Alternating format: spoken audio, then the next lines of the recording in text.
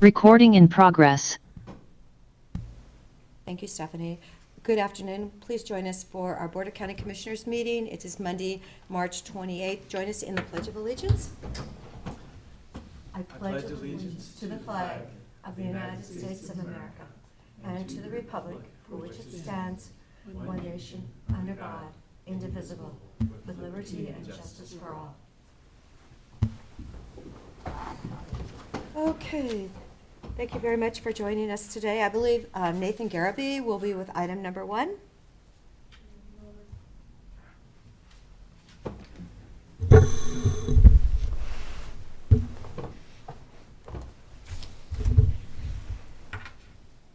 There he is.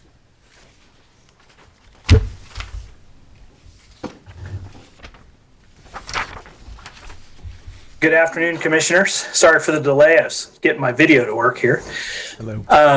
Good afternoon. I'm here before you for our annual ask to apply and accept Homeland Security grant funds. So this is a program. These are federal dollars that are administered through the state of Oregon Office of Emergency Management. And they are really focused around supporting our, developing and supporting our continued resilience to domestic and natural hazard threats.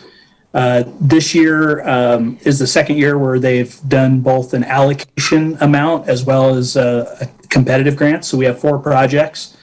These were chosen by a multi-agency group of stakeholders that recommended projects and then approved those.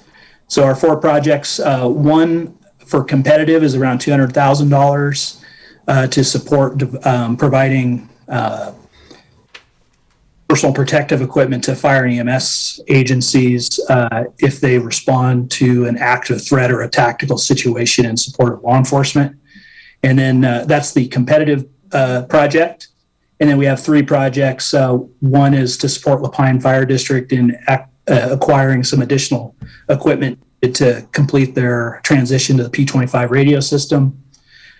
Some night vision technology for City of Bend Police Department is the applicant, but that's in support of a multi-agency tactical team for Central Oregon.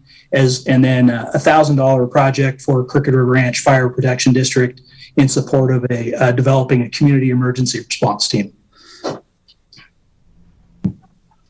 Thank you, Nathan. And why didn't Redmond or Sisters get anything? They didn't have it. So they, so the kind of the process we use is we send out a survey to all the public safety agencies in the county to see if they are interested in applying. As a result of those surveys, we then convene a meeting which all those agencies are invited to attend.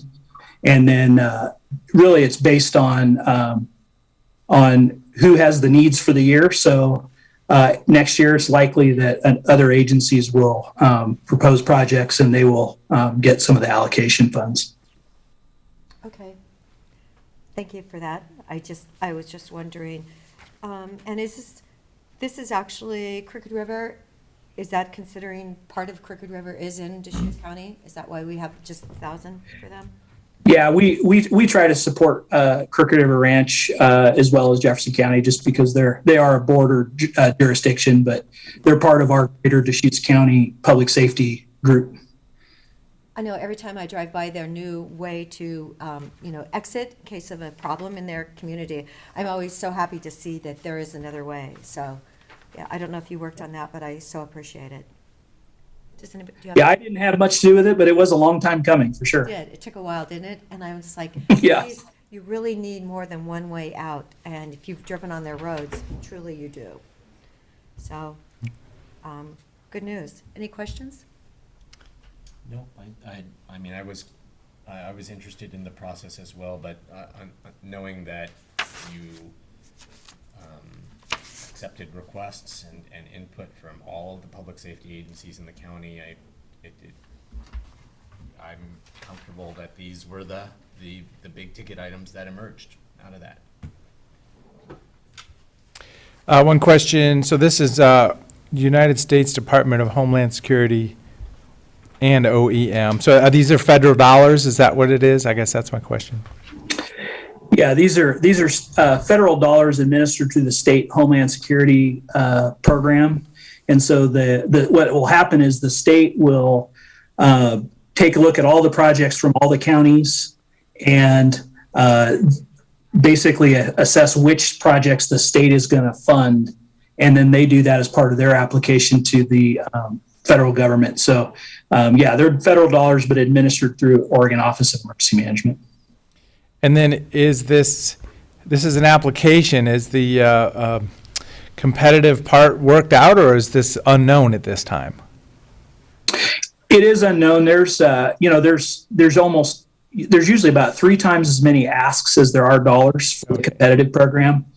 What often happens is we can get a partial award. So that's actually the case in this. We received a partial award for the same project last year. So we're just keep applying the balance until we get that project completed. Wonderful. So, Are you ready for a motion? sure, yeah, I'll move to authorize Deschutes County Sheriff's Office to submit the Combined State Homeland Security Program grant application to support response and preparedness activities of the Deschutes County Sheriff's Office, La Pine Fire District, Crooked River Ranch Fire District, and the City of Bend Police Department. Second? Any further discussion? Commissioner DeBonne? Yes. Commissioner Chang? Yes. And the chair votes yes. Thank you, Nathan. Thank you. Have a great afternoon. Yes, thank you. Chair, right Yes. there. I just have a request if a couple of you can just bring your microphones just a little bit closer. Yes, sir. Thank you. All right. Is that better? Okay. Thank you, Nick. Item number 2, I believe, Lee Randall and Captain Michael Schultz.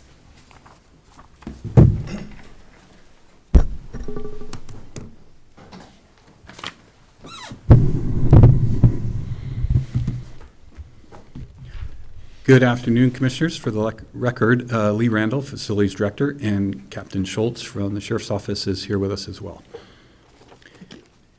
Before you have a notice of intent to award contract to Pinnacle Architecture for the Public Safety Campus Master Plan and Sheriff's Office projects.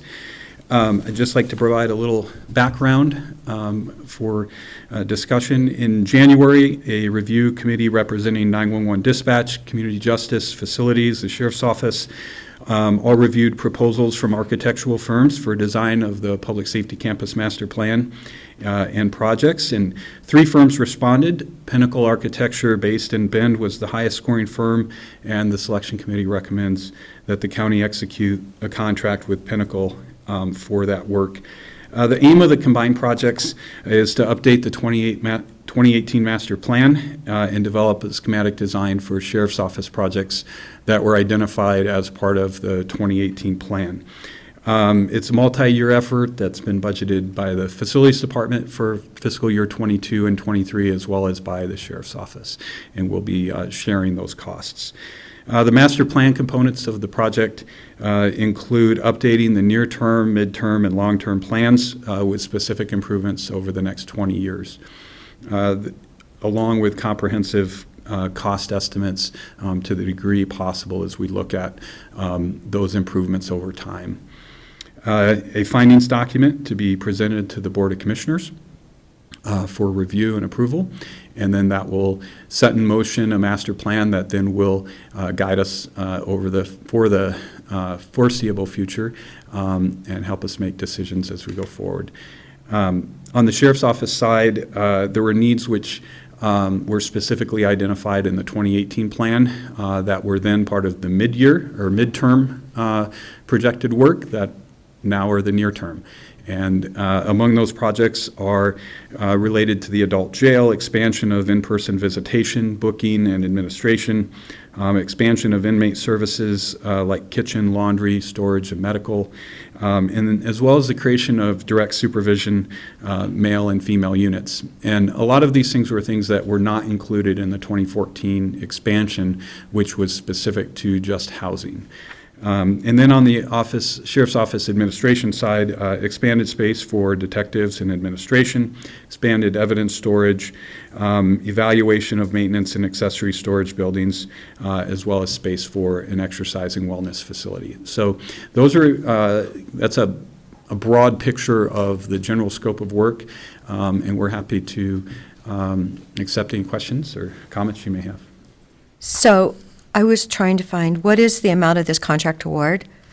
And then So- what, you said we're sharing it with the sheriff's office? How much, what is the total? And so how much will our 50% be? Sure. So this notice of intent to award is specific to the selection, the qualifications-based selection process, and then we would finalize negotiations for the actual contract amount subsequent to this notification. We've been working on that. We think that the final contract amount will be in the neighborhood of around $500,000. Currently, the facilities department budget for that is around $200,000 plus, and the sheriff's office around $300,000. And that split is based on the public safety campus planning components versus the project components for the sheriff's office. And on the sheriff's office side, the project components are more than just planning. So it's really a pretty robust start to planning those projects, which includes first programming. So that'll include a lot of time working directly with the sheriff's office and analyzing the needs in the jail, analyzing what's the potential is in the current footprint of the jail and footprint of the sheriff's office administration building, and then taking those, identifying projects and how those improvements can be made, and then taking them to a schematic design phase. So the schematic design, really, at that stage, we're working out some of the constructability issues, the square footages that are needed, and we're really getting into the nuts and bolts of design.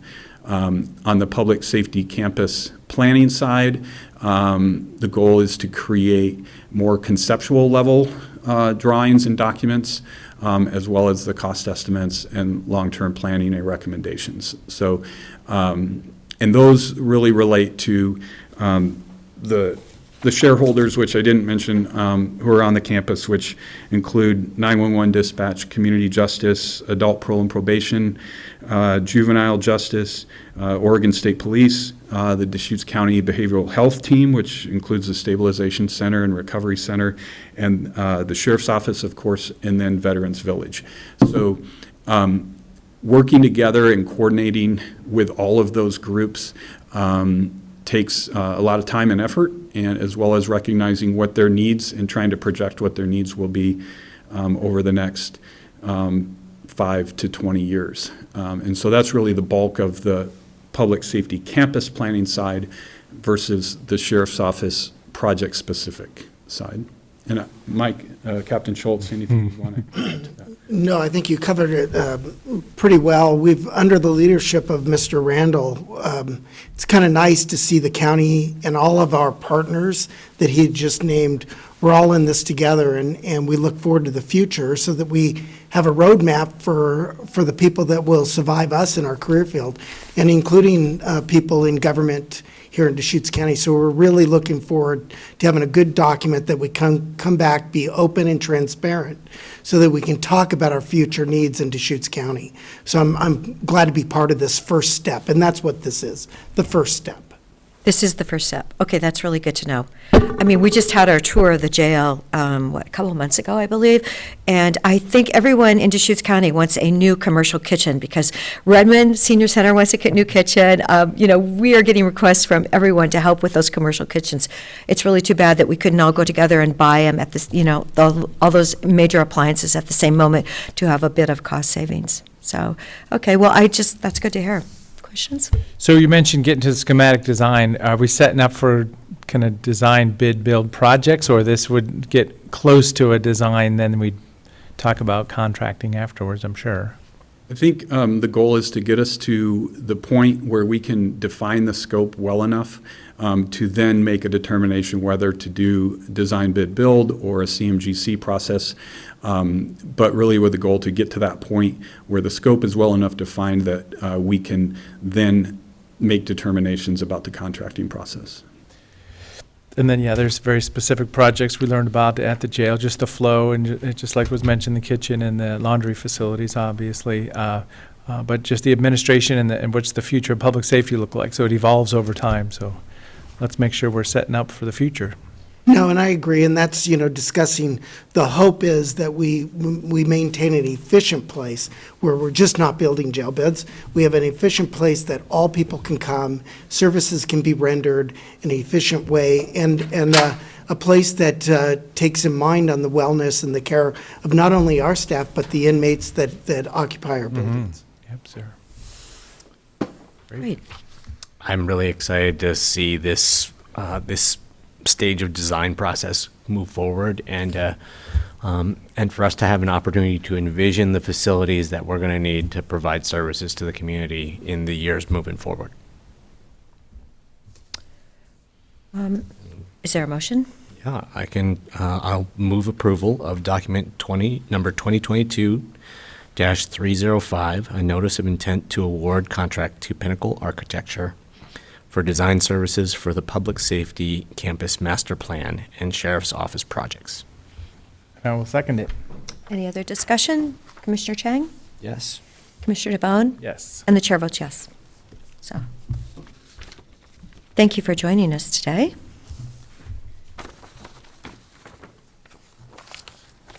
So we're also up for the next item on your Yes. agenda, and Captain Schultz is going to remain with me for that as well. And we also have two gentlemen joining us by Zoom. So Jerry Mulrooney and Mike DePasquale from Plan B Consultancy should be on Zoom with us. They are.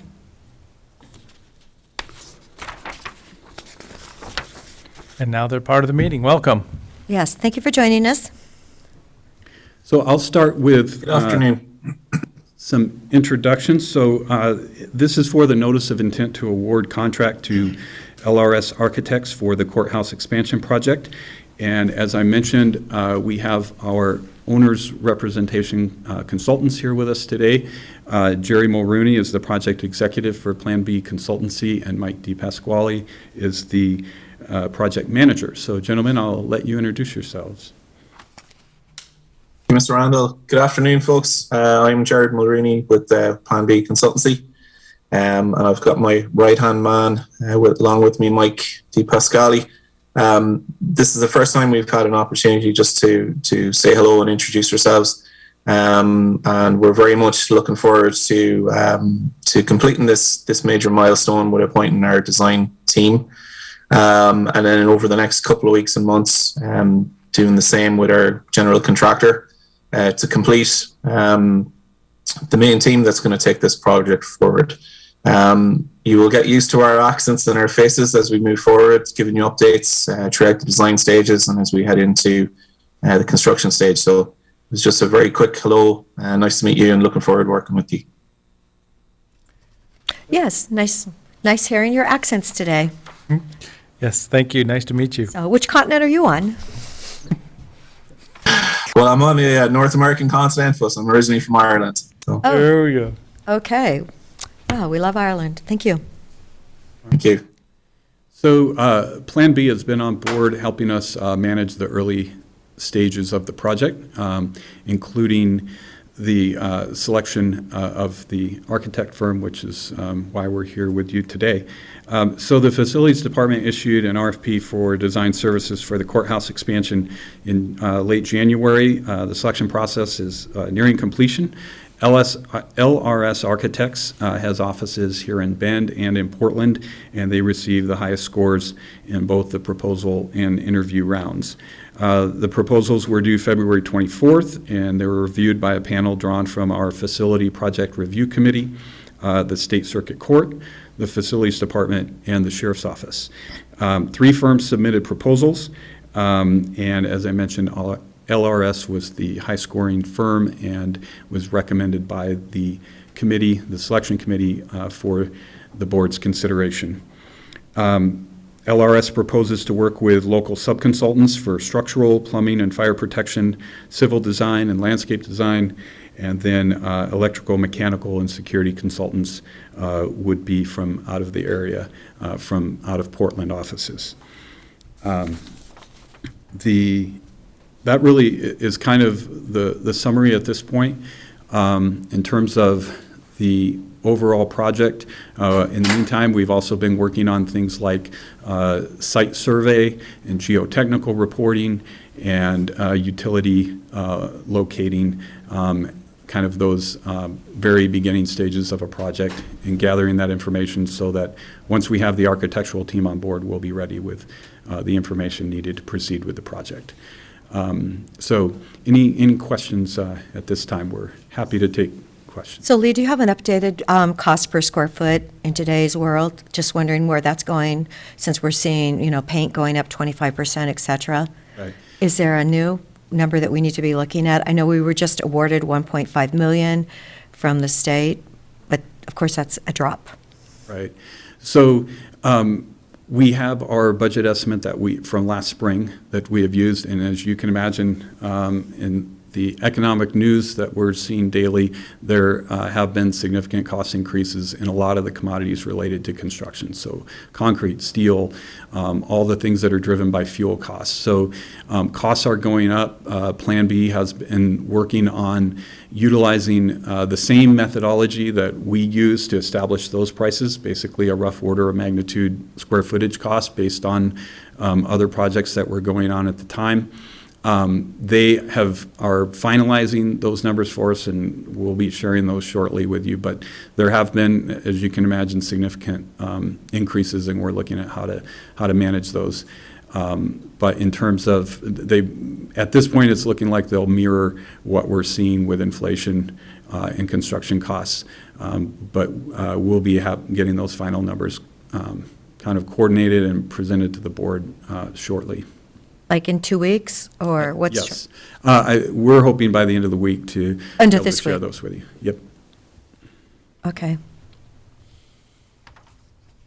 I think I just heard the home mortgages have gone up to, 4.9% or something? I heard that on the news today. It's like, oh my gosh, they were 2.75 not that long ago? So, okay. Any questions? Well, it's good to have LRS joining us, and thanks to the Plan B team for being our partner at this point in time. It's a big project. Integrating it to an existing building is the third generation of the existing building, in fact, so it'll be quite a step. Watching those construction prices escalate right now is hard to swallow at this point in time, but we'll get through it. We sure have the need in our community for the judge space, the courtroom space. Yes, the new judge has already started, so. Yep. And we've been working closely with the state courts to help provide accommodations and help them to be able to do their work in the meantime. So. Great, thank you. Captain Schultz, were you part of the review group for this contract? I was not, but we had Lieutenant Michael Gill, who has worked in our system with the courts and lived in Bend a lot longer than I have, who was part of that review system. Great. I don't have any other questions. Captain Schultz, did you have anything you wanted to add? I did not. Okay. All right. Yeah, with that, I'll make a motion for approval of document number 2022-312, notice of intent to award contract to LRS Architects. Second? Any other discussion? Commissioner DeBonne? Yes. Commissioner Chang? Yes. And the chair votes yes. So thank you very much. Thank you. This is exciting to do the next remodel. Thank goodness we're going to have 2 more judges, to put into the building comfortably when it's done. So thank you, Lee. I know you have a very full plate. Thank you very much. Thank you, Commissioners. Thank you. Thanks for joining us. Thank you. Thank you. Okay, item number 4, restorative justice. I think I saw Holly? Kathleen? Hi, actually, it's Kathleen. Yes, Kathleen. Thanks for having me today. For the record, it's Kathleen Miancoub, management analyst at the DA's office, and I'm here to discuss a grant application that we're planning to submit to the Criminal Justice Commission for restorative justice. About a year ago, we spoke to you individually about a pilot that we were running, our Emerging Adult Program, which was a pre-charge restorative justice initiative for young adults here in Deschutes County that had committed a crime and getting them into services.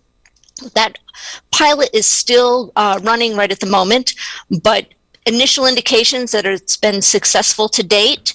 And we have an opportunity, as we were launching our pilot to kind of test out the concept, the Criminal Justice Commission got funding to support new opportunities that are coming up specifically around restorative justice. So we're looking to submit an application for that. Kind of give you a little bit of background on our current program. Our goal was to have 12 young adults enrolled. We have 10 so far. 1 is graduated, 3 are on schedule to graduate in April, and 1 was revoked from the program, failed to continue to engage. But everybody else seems to be doing fairly well. Our new grant opportunity will allow us to kind of expand the program to, number one, look at a lot more cases, for us to also to kind of step up the restorative justice piece. A big portion of restorative justice is around dealing with victims, and our circles were run with community volunteers who were trained but had a limited amount of training. And although they're doing a great job, we still plan to continue that piece, but we wanted to expand the program to deal with cases that had more of a traditional victim. So we're going to be working much more closely under this grant application with Community Solutions, and they will be taking about half the cases as with trained mediators and facilitators running those restorative circles. And we will also be working even with more enhanced relationships with Thrive Central Oregon. And they've been providing our case management for our programs, but going forward, they will also be providing it not just for the offender, but for the victim as well. It's a 2-year grant opportunity that we're looking at. And with those subcontracts for Community Solutions and Thrive, and we're also looking at bringing on 3 half-time members for the DA teams, specifically a half-time DDA, a TA kind of program specialist to help with the project management, and then a victim advocate that will all be grant funded through this initiative. Part of the reason we want to do this is that we've kind of tested a lot of elements with our pilot, but it was very small. And for us to get a really strong understanding of the impact of the program, we need a larger sample and pool to pull from to see if this program has more significant impact. And we also realized through this process there were a number of cases that would have potentially been eligible, but we were just focused on individuals that lived here in Deschutes County. But a lot of times people are visiting from out of the area. So going forward, our program would actually also include individuals that are in Crook and Jefferson County, that they may live there, but they were here in Deschutes County and committed their crime, so we could incorporate them into the program as well. Thank you, Kathleen. Are there questions? Kathleen, the funds that you used to initiate this program that was not the same fund source. Was that a federal grant? No, actually, we paid for this, the activities directly out of the DA's budget. Wow. Okay. For our initial pilot. So this is a great And some opportunity. of the things that we learned through that process is that we really needed a dedicated staff to kind of manage the programs, particularly if we're increasing the numbers, because just coordinating and pulling these cases out of the traditional prosecution is more time consuming. So that's why we're asking for the funds specifically to fund staff. Great, thanks. Is there any efforts at the state through the Criminal Justice Commission going down this restorative justice path, as in other programs around the state, or requests for ideas along this? Do you know? So, if I understand your question, this is kind of their first step into this realm. And they're looking at this kind of as an initial baby step. My understanding is that they're hoping to expand this grant opportunity going forward in the next biennium. This was officially supposed to start in the current biennium, but the program is just launching. They'll find out about funding probably at the end of May timeframe. And how many people served in the current kind of effort you mentioned? Our goal is 12, so we're still recruiting our last 2, but we have 10 individuals in the program, and we're looking to expand to 50 cases under the grant. And the program, the 6-month program, it's pretty individualized. So like you can bring someone in at any point, and and they, you know, can start their 6 months of process getting the mix of services that they need. It's not like you have to have a batch or a cohort and that they all go through at the same time. Correct.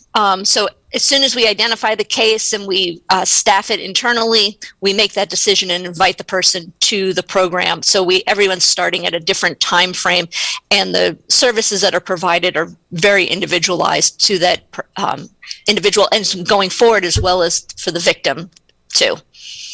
Great.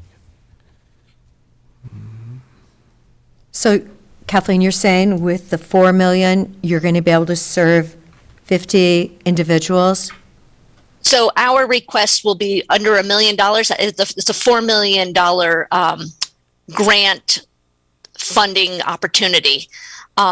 There's actually very few communities that are actually going to be applying for the funding, and we looked at applying. Our request is about $950,000-ish. Okay.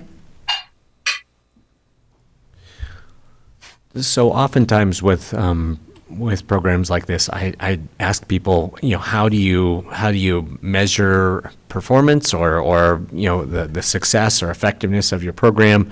You know, I understand you've got this is still a very new program. You have a pretty small sample size that you're looking at. So, and that part of your goal is to grow the program so that you do have a larger number of people coming through. So you do have a better basis to evaluate. But I mean, with the 10 people who are either in progress or graduated right now, I mean,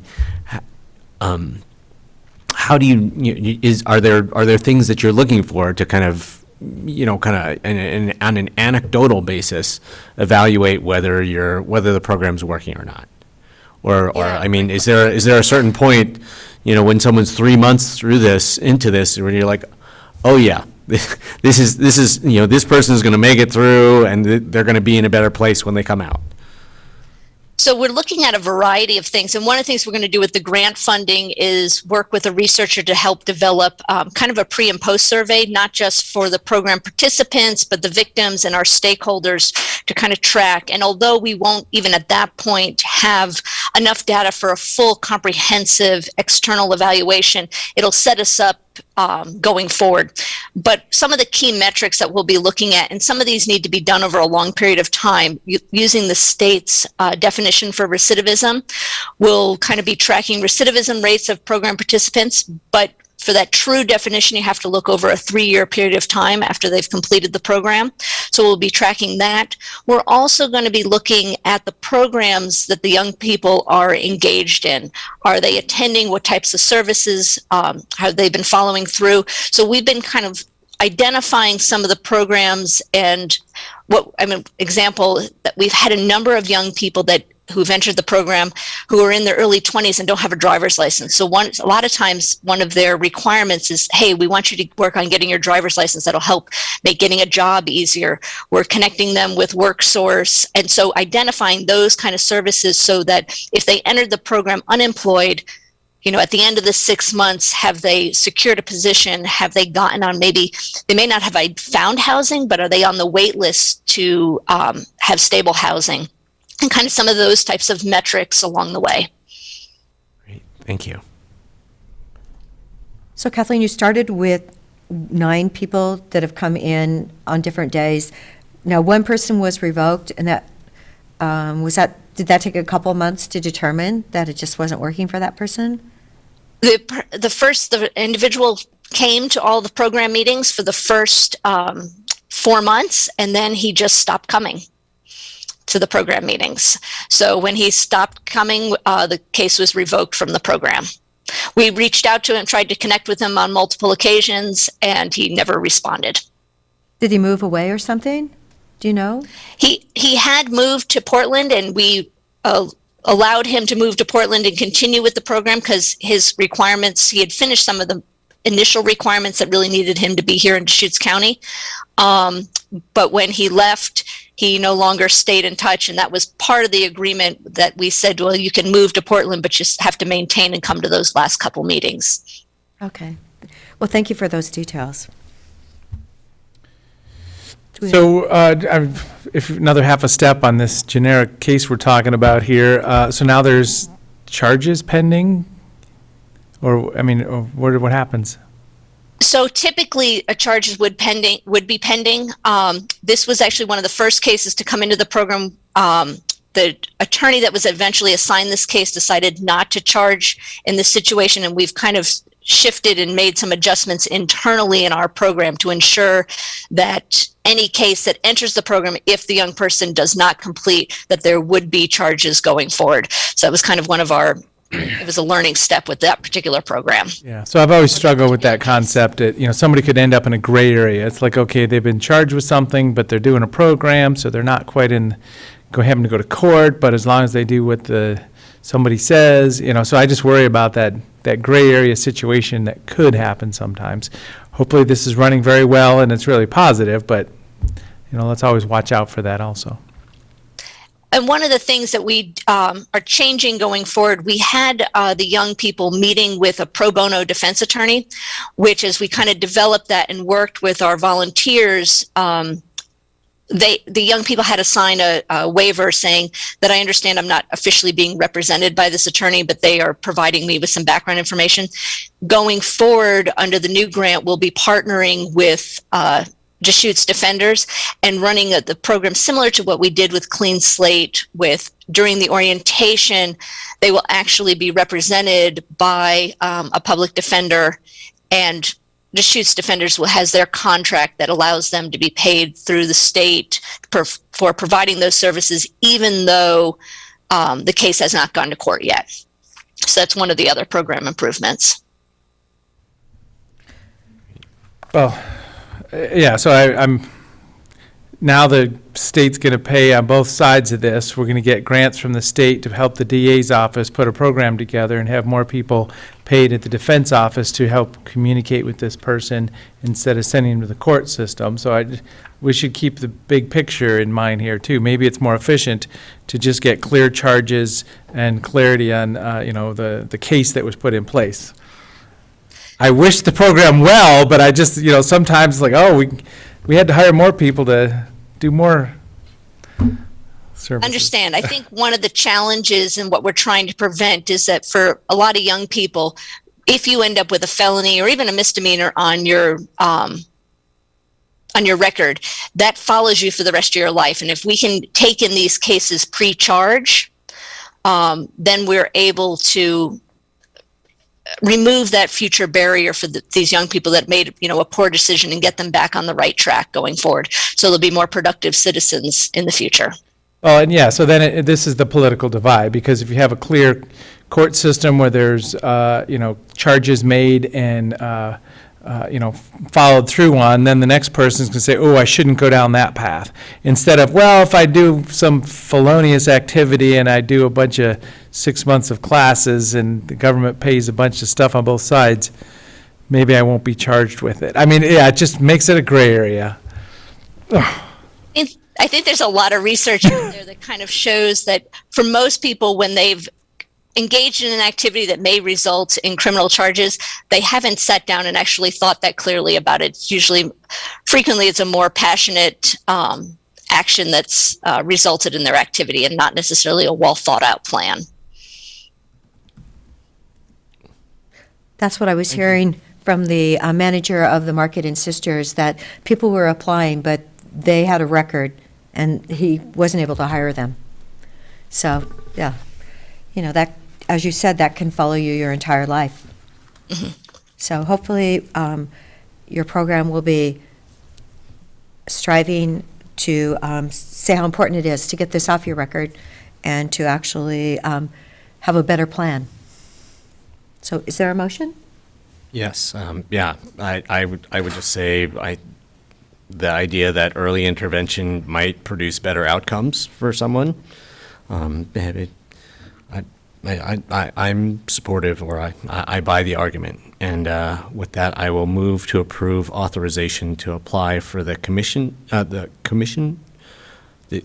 Justice, yeah. Criminal Justice Commission's FY22 Restorative Justice Grant Program. And I'll second it. Any other discussion? Commissioner Chang? Yes. Commissioner DeBonne? Yes. And the chair votes yes. Thank you, Kathleen. Thank you. Okay, item number 5. Good afternoon, Holly. Good afternoon. Thank you for having me. Thank you for being here in person. Of course. I'm Holly Harris, Program Manager for Behavioral Health. I'm here today to request approval to apply for the Oregon Criminal Justice Commission IMPACTS grant, which the IMPACT stands for Improving People's Access to Community-Based Treatments, Supports, and Services. And as you know, this was a grant we were awarded 2 years ago in the amount of a little over $2.4 million for the biennium. And so we have the opportunity to reapply. And we are set up really for success with this grant with board approval to apply. And it's just a one-page application this year, and it sounds as though current grantees who are doing well are, really set up for success and possibly receiving additional funds for the next 2 years.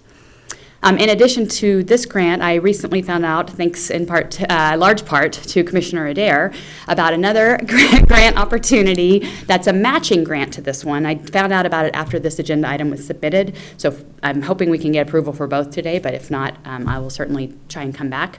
But this is for the Central Oregon Health Council grant. It's a matching grant for up to $250,000, which we will obviously, with board approval, request the full $250,000, and that will help supplement this IMPACTS grant. Even though we're going to be requesting the full amount for the IMPACTS grant that we received last time, it doesn't actually cover all of our same costs, because as you probably remember, we had 2 other grants that were paying for part of the first year of the IMPACTS grant last time, and those one of them has completely expired. The other one will be expiring in December and is not one that can be renewed. So we will need to be filling that gap with something. So the Central Oregon Health Council grant would be a great way to fill that gap. And so we're really excited about the opportunity to do that. And they are due simultaneously. So thank you, Commissioner Adair. No, I'm just very thankful that, I ask. Yes. And I'm like going, yes. So, $250,000 is $250,000, and that's significant for the stabilization costs. Yes, and we'll probably have to have that in a separate request, won't we, Dave? Included here. Okay, great. Oh, good, saves time. Saves money That's and gets the application in, so that's, So if we do the Health Council grant, that's an application for that amount, is it mentioned in the impacts grant? Is that the idea, or? No, it's actually, the IMPACTS grant does Separate. not require a match. Okay. And so this actually, the COHC grant does require the submission of that application with the COHC application. Okay. So I have. you qualify for one, you qualify for the other. Exactly. They're willing to provide the matching funds if you've got something else going. Correct. Okay. Well, I'm assuming I'll have to get approval, but yes, that's the idea. And then, so the Criminal Justice Commission, this is the 2-year cycle that's coming around. It's going to be real important to get these dollars to keep that facility open 24/7. Correct. And we have, I will say, we've been told that we are doing one of the best grantees receiving these funds. Our data has really proven that we're very successful. They use us as an example oftentimes. And so I think this is another wonderful opportunity to continue to gather more data to show outcomes and why it's important that we're 24/7. And my hope is, hopefully, long-term, possibly the IMPACTS funding could potentially become ongoing sustainable funding. That was something that was discussed early on. That was kind of, I think, the goal and the hope, but whether that happens or not, remains to be seen, but that would be ideal. maybe we can accomplish that in the long session this next year, right? That would be wonderful. Yes. Got a goal. Yes. It'd That would, probably, politically, it'd probably be helpful if they went beyond the original grantees and hit some other communities too, but, That's true. to- Still only $10 million for the state. So we are, I feel very, very fortunate that we've received so much of that $10 million for the state, 2.4, a little over 2.4. We're the second largest award. We were last time, the second largest award for the state. Yeah, so if we want to advocate for that, maybe we ask that they bump up the amount so that more communities can take part. That would be wonderful. yes. One of the things I wanted to ask, in the grand scheme, big picture of keeping the stabilization center open 24/7 and running, and also doing everything else that crisis services is doing, and expanding that on expanding on the programming through the Mobile Crisis Assessment Team. One of the things I wanted to ask is whether this same funding source, whether we could be applying that to other components within of crisis services work, like the Mobile Crisis Assessment Team, if we didn't need it, to, as kind of anchor funding for the stabilization center. I think, so the application for this year requires that we not change anything in our program Right. substantially. In theory, though, to your question, I mean, other communities have not done stabilization centers. Other communities that applied for impacts grant funding did all sorts of different types of programs. This was really intended to be kind of pilot funding to see what creative ideas were put out there and what communities did with the money. And I think some of the programs have been more successful than others. Ours has been one of the successful ones. So I think for us, we'll continue with that application this way because it just requires a one-page application. We'd have to completely reapply if we changed anything. And I think also to your point, there is I wouldn't say substantial. There's some money coming for expansion of mobile crisis that we actually just received an amendment for from the Oregon Health Authority. So we will be receiving, I think it's around $363,000 for the biennium to apply towards mobile crisis specifically so that we can do exactly what you're talking about, which is grow that team a little bit so that we can respond to certain calls without police. Yeah, and one of the places I'm going with this is I'm just trying to understand which funding sources could cover which things, because they're as we make the rounds and ask our partners for support for the stabilization center, I'm wondering if there might be some partners who are more willing, who might be more willing to partner with us and invest in the mobile crisis services rather than the stabilization center. I feel like the physical location of the stabilization center in Bend is a barrier in some ways. If we asked one of the other communities, would you support mobile crisis services? Because mobile crisis services go all over the county. Then we wouldn't be running into the, that's in Bend and Bend should be, providing more support for that because it's closer to them. That's just kind of the line. One of the reasons I'm trying to figure out how flexible each funding source is. Yeah, they're not as flexible as we'd like them to always be. I do think there's opportunities probably along those lines. I think for me, operating the entire crisis program, I like these different nuances in our world don't really align because it's really all one program. And without mobile crisis, without stabilization center, without our co-responder program, without all these pieces, they all work so seamlessly together. And without one, you definitely feel a gap. So funding towards the crisis program is really, a smart approach to this as opposed to these different buckets. But sometimes the state funding or the federal funding comes and they do have to be assigned to these different buckets. Got it. Well, it's good to understand the state buckets so that we can, if they're more flexible, localized fund sources, that we can, how do we use the general fund component of what goes into crisis services, Well, the fact that 63% of the people that are using the stabilization center are from the city of Bend, I can understand that argument, but truly, it's only 14 miles to Redmond, and if someone needs to come to the stabilization center, it's really only 14 miles, And I think it's nothing. Yeah, and Chief Lewis said it best at a meeting recently where, it still saves them time to come to the stabilization center. It is faster than going to the hospital. And I think if we look big picture, the outcomes that we see for people who come to the stabilization center versus an emergency department without those follow-up services that can happen, we really improve people's lives to the point that they're not going to come up for law enforcement in the future. And so, we got to think about the whole picture that way. Right. But, but might it be easier to ask Redmond for funding for mobile crisis as opposed to for the stabilization center? We haven't tried that approach yet, but possibly. And we also have the opportunity at the Redmond campus to expand our crisis services there, which I think are also a really critical component of this whole continuum, because while we may be able to serve many people just in Redmond at that location, many of them will also need to come to the Stabilization Center for the 24-hour services that we offer here that we're not going to be able to offer there. Yeah, when you're talking about spending $3.6 million to run this center on a 24/7, I can't see us spending, another $2 million in Redmond other than maybe that short day, what is it, 8 to 5 or 9 to 5 or something like that. Yeah. And truly, because the sheriff's office is now covering sisters, and they're, they're so cued into the Stabilization Center, I really feel like it's in a really good location for the community. And it's, even Crook County, Prineville, and, Madras, it's not that far.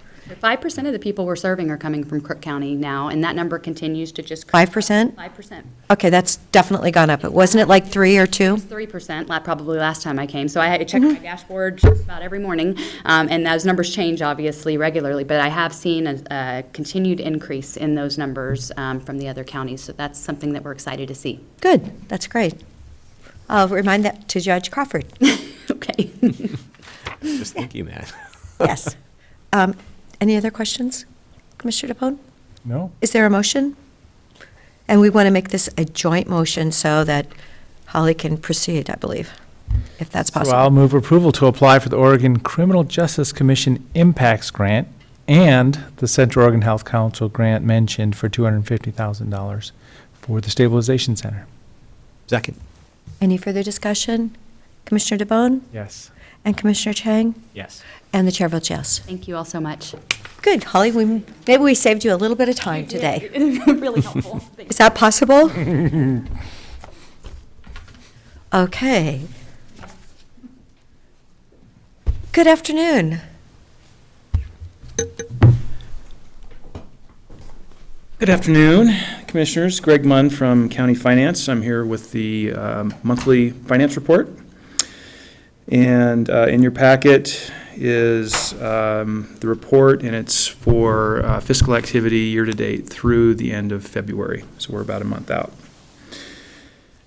The portfolio balance, which comprises of all of our investments and cash we have in the bank, totals $278 million at the end of February, and that's a decrease of $8 million from last month, but an increase of $22 million from the February before, February of 2021. And again, that's due primarily to the $19 million infusion of ARPA funds in May, which we'll also receive another infusion of the second tranche of ARPA funds coming up here in the next couple of months to finish us off at $38 million. So Greg, the 19 million of ARPA funds accounts for 22 million of the increase, but What's the rest? But yeah, not all of it. Yeah, So not there's- all of it, yeah. okay. That's the primary piece, though. Okay. Yeah. And the 3 million, the what, yeah, Natural increase in property tax revenue. tax-based revenue, yeah. Okay. So investment income for the month is about $125,000. That's $52,000 less than it was in February of 2021, so we're continuing to see that decline. But I have maybe a little good news here in a moment. And year-to-date, we're down $657,000 in interest earnings from about $1.7 million last year to a little over $1 million year-to-date this year. So we've watched rates decline pretty regularly over the months, and including the LGIP. So as you see in the report here, the interest rate on our pooled funds is 45 basis points. While that hasn't changed from last month, it was actually increased in March, so it won't show up in this report, but it'll show up the next one by 10 basis points.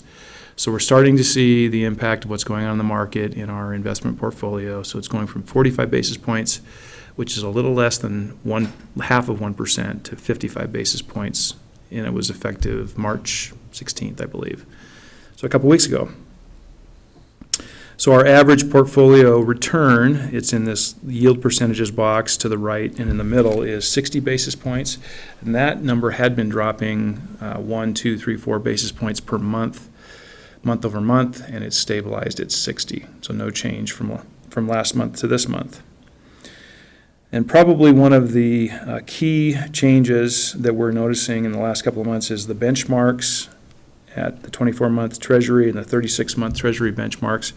So right now, at the end of February, the 24-month benchmark is paying 1.44% yield and 1.62% yield on the 36-month. Those are up 26 basis points and 23 basis points from last month. And this is a similar story I've been telling you the last few months. So if you flip the page, you can actually see a picture of it. If you look at the 24-month historic investment returns graphic at the top there and focus on the red line, you'll see a pretty steep increase. That's the 2-year Treasury rate. So that will, I expect that will continue to reflect in, based on what's going on in the market, and as the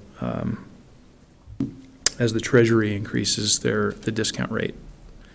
It's supposed to be like 6 more times this year, so I think we'll end up seeing more and more of that grow. And the counties line, which is the blue line, will tend to follow what's going on with the rest of the market. So there'll be an increase in the rest of the market, and then the county's average yield will increase, and likewise, when the rest of the market is going down, the county's line will trail behind that. So if you flip the page and look at the investment details, one thing I'd like to point out is you notice there's those investments that we've purchased in February that are highlighted in blue, and then last February, for context, highlighted in gray. And the 2 that are in blue have a yield to maturity. It's, I don't know if you can see it, it's pretty small print, but the 4th column from the right. 0.87 or something? 0.57 for one of the Oh, yeah, first it's treasury. big. You see that? Mhm. Yeah. And then 0.85. And then if you look at the numbers corresponding on the gray investments, you'll notice that those are quite a bit lower, or at that mark or lower, and that was a year ago. So again, this is where we're seeing the rates increase, even on a U.S. Treasury, which is usually one of the lower yields because it's the safest investment instrument that we have. So that's a little bit of good news, at least in terms of return. You turn the page to the position control summary, just real quick. Total approved positions through the end of February was 1,127.41, and that's 7.9. That's a 7.9 increase over the prior month. 7 of those FTEs were in health services, and 0.9 was in the DA's office. And those were positions that you approved over the course of the month.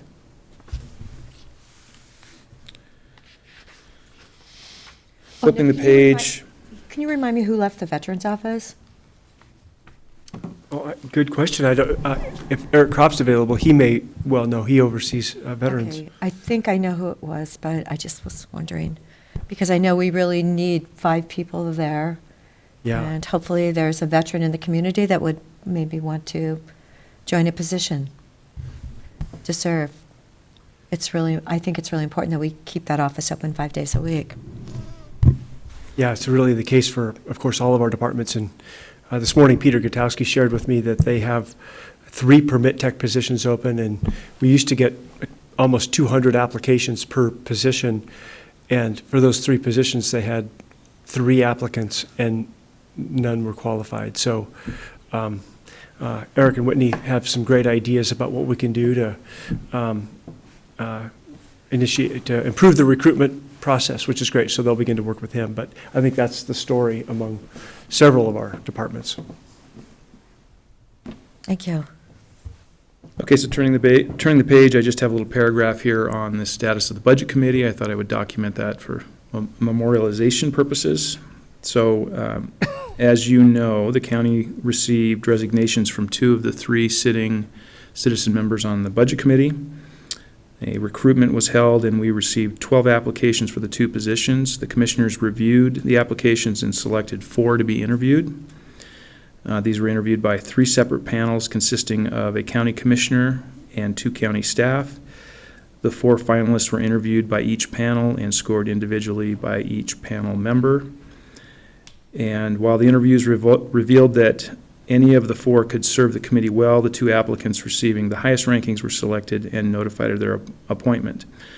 An appointment meeting, or an orientation meeting for the new members, well, it was scheduled for the end of March, was actually today. So I met with both of them this morning for an hour and a half and gave them the overview and some of the important budget matters coming up. I also gave them some materials from last year so they could get themselves familiar as much as possible with the duties that they've signed up for. And those appointments are scheduled for board approval on Wednesday. And I believe, based on the scores, staff had suggested one candidate for 1 year and the other candidate for 3 years. But of course, that'll be the board's discretion on Wednesday. And certainly, not getting ahead of the board, but thanks to Greg for getting them ready to go, because here we are in the middle of the budget process, and we'll move quickly from here. Can I just ask, have the other 10 who were not selected been notified? Or, sorry, is it 10 or the people? There were 8, and I've called most of them. Okay. I called them and thanked them for applying. So I think I've maybe called all of them. There might be 1 or 2 that I haven't called yet. But I just wanted to thank them, and I think that's really something that civility and politeness is really important, because this is a huge position that we really need. And so, yeah, I actually got to talk to quite a few of them. So. And there is a formal we have letters that actually go out to each one of them, so they are, and I'm not sure where we're at with that, but I know Sharon was working on that, Sharon and Carol. Okay, so a couple of things I'll just highlight for you in the details. I just note that overall, the ending fund balance is countywide, and this is a few pages in. This is the summary of all county funds. Our ending fund balance, our projected ending fund balance, which is a summary of all the revised projections that all of the departments have made on a month-to-month basis. So when you roll all those together, we're projecting an ending fund balance of $164.9 million. You can see that in the lower right corner of that page, and that's up slightly from 164.5 last month. So as we go through the year, that's a typical trend that we'll see, or our revenues might be coming in a little higher than we expected, that we budgeted, because we budget those conservatively, and our expenses might be coming in a little bit less than we budgeted.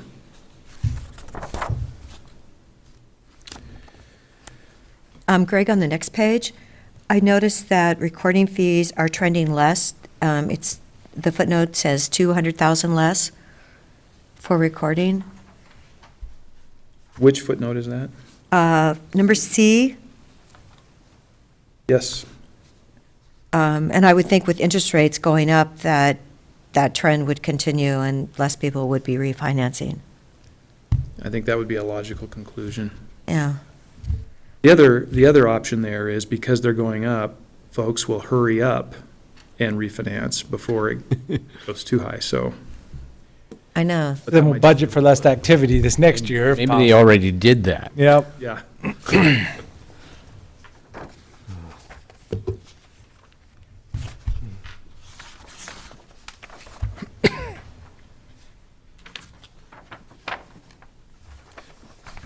Let's see if you can find the Behavioral Health Fund 274. Oh, I did have a question. The ARPA funding, is it actually 38 million on the dot, or is it 38.4. isn't it 0.4? But yet our projection says 38 million here. That might have been a rounding. Yeah, that was probably just due to rounding. Okay, because I was thinking like somehow 400,000 came in, so, all right. Thank you for that. We'll revise that just to be a little bit more precise. Well, so is there a $19 million check 2 times? And then there's another amount from somewhere? Well, I think it's more than 19 It's million. 19.2. It is, okay. Yep.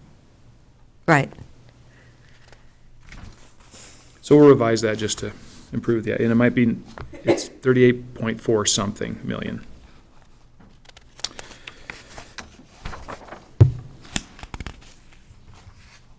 All right, so if you flip to the Fund 274, just a couple of points that I'll make here. I'm looking at the Behavioral Health Fund 274. And overall, the ending fund balance projection is 5.3 million. Last month it was 4.5, so about an $800,000 increase. And that is really comprised of, up above in the revenue section, they've revisited all of their capitated OHP revenue forecasts, their fee-for-service and the federal grants, and have just revised those as we start to get towards the end of the year. So that's increased the overall revenue projection by about $600,000. And on the public health side, their fund balance projection is about 3.5 million, and it was 3 million last month. And again, these are just a summary of changes, revised projections on revenue. We're not seeing a lot of big swings anymore, but as we're now in February, we're about 2/3 of the way through the year. Folks are starting to get a better idea of exactly where they're going to end up at the end of the year. And I believe that might be it.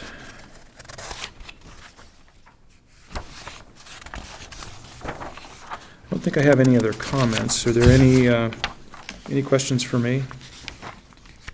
I did have a question. We have a projection to spend $50,000 on the Tumalo wastewater study, and it's still showing as a it's showing as a projection, but we haven't spent any of that money.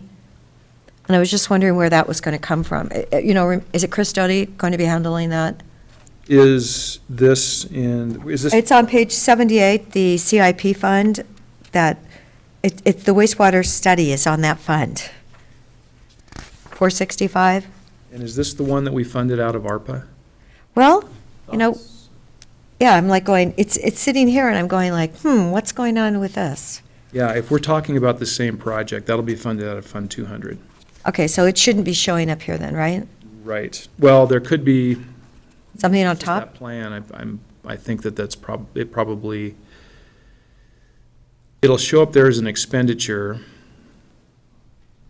trying to think how this will work. It may show up as an expenditure and we'll have the revenue come in on the other side from ARPA.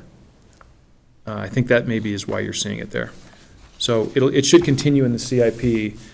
That's where we want the expense to land, but we'll reimburse it out of ARPA. I Okay, believe that's our plan to move forward with that. I've talked to Chris about it. okay. I just wanted to make sure we were doing something there. Yeah.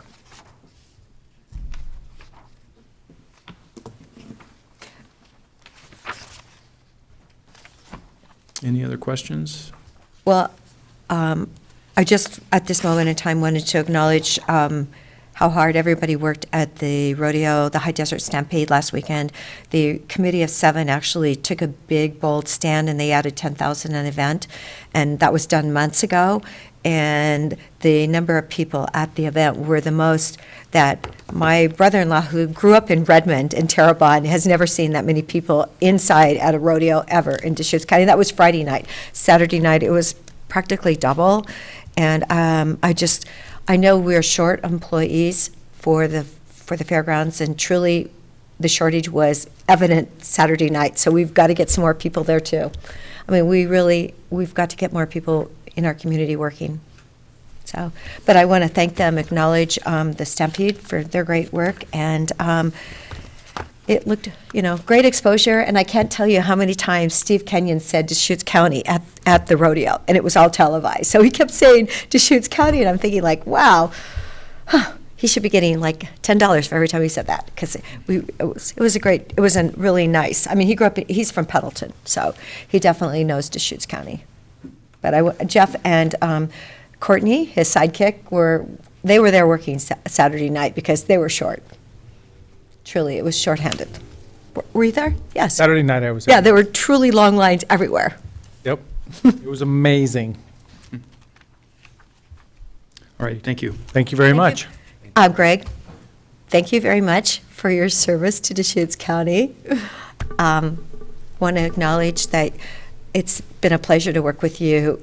You have answered your phone at the most awful times, and I truly appreciate that. And I wish you all the best. And if you want help with packing, I know some really good people that are good at packing. Yes, we could volunteer my husband, right? He's really good at packing. So anyway, but we really do appreciate all that you've done for our county, and you even had to move to Deschutes from Crook. So thank you for doing that. Greg, we will see you again before your last day, right? Or is this it? I don't know I don't think I'm on the agenda on Wednesday. I'll be here, though. I'm here all week. Well, we'll probably have a cake or Wait for a something. drum roll. Monsters, Inc. Yeah. Okay. Well, what about the new budget members? Are they going, they're going to be on our regular agenda, so you'll probably be Oh, I'll be here presenting for that. Yeah. Okay, so, And thank you very much. It's been truly a pleasure and a great experience working here with all of you, and I wouldn't change it for the world. It's been great. Thank you. Made lots of new friends. Hopefully, most of them I can keep as I move on to some other place with the ability now with electronics to be able to stay in touch. And I'm still going to keep a foot in Central Oregon, so, yeah. Thank you very much. oh, Thank you. thank you, Greg. Okay, it looks like Laura. Thank you so much.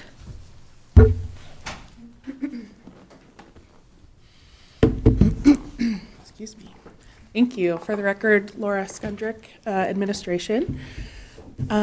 So last year, as you know, you allocated a new category of video lottery funding to support projects and organizations that align with your goals and objectives and other priorities for the year. $60,000 was allocated to 3 organizations that were chosen for funding of $20,000 each. Those were Deschutes Basin Water Collaborative, Deschutes Collaborative Forest Project, and Friends of the Children.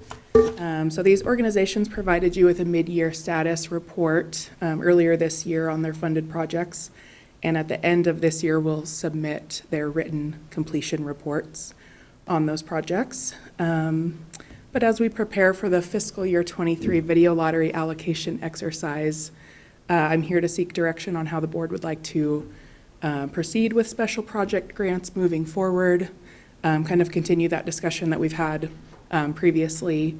And in the staff report today, we had outlined several options. So I'm happy to run through those if the board would like, but I'll stop there for any questions or feedback at this point. I think if you want to go through what you've Absolutely. presented. Okay. So the first option would be to continue funding these current fiscal year grantees with special project support grants next fiscal year. So kind of a similar allocation during our allocation exercise next month could be considered. We could, if the board liked, for those organizations to submit proposals for projects that would be included for those funds. We could definitely work with them to do that. I can stop there or move on to the second option. Well, so this is in preparation for this year's annual budget is kind of the mindset. You know, so I'm thinking through the steps here, but really that's the big picture. We're putting direction to what will be in the proposed budget and on the spreadsheet for a video lottery, obviously. Thank you for that clarification. Yes, and so our second option could be to identify new potential grantees for those grants and not fund the current grantees again for next year. Another option could be to transition our current grantees into service partners. And as you'll see in your meeting materials listed are the service partners criteria. The current framework of the program, we have 13 service partners that fall under one of 3 categories. Those categories are mandated or sole source, county initiative, or county impact. And I'm happy to go through those definitions if the board would like as well. Did you say we have 13? We do currently have 13, yes. We should have like 14, shouldn't we, or 12? Or another option is some combination of those. So we could continue funding our grantees as we are. Certain ones, if we want to pull into the service partner program, kind of look at the criteria, we could do that. Or do a little bit of both, create some new special project grants for next fiscal year and transition this year's into service partners. It's at the board's discretion. What kind of revenue projection? Do we have that, Laura? We do. Okay. Yes. So with the current projection, and we're still waiting on a couple pieces to come together here, but We're looking at probably around 500,000 of unbudgeted funds in the video lottery fund for fiscal year '23. And how does that compare to last year? A little bit greater because the video lottery proceeds projection is a little bit higher. And that came from the state projection. How much higher? I want to say. Didn't we have like less than 400,000 a balance when we were spending some money the other day? In current year, yes. Yes. Yep, right around 400,000 unbudgeted. So I'm looking forward to next year, fiscal year '23. I think we'll have about 500,000. Okay. That's rolling the existing 400 into that 5, or is those separate numbers? Yes, it would be included in next year's, yeah. So I want to say that the state projection is maybe around $50,000 to $75,000 greater this coming year.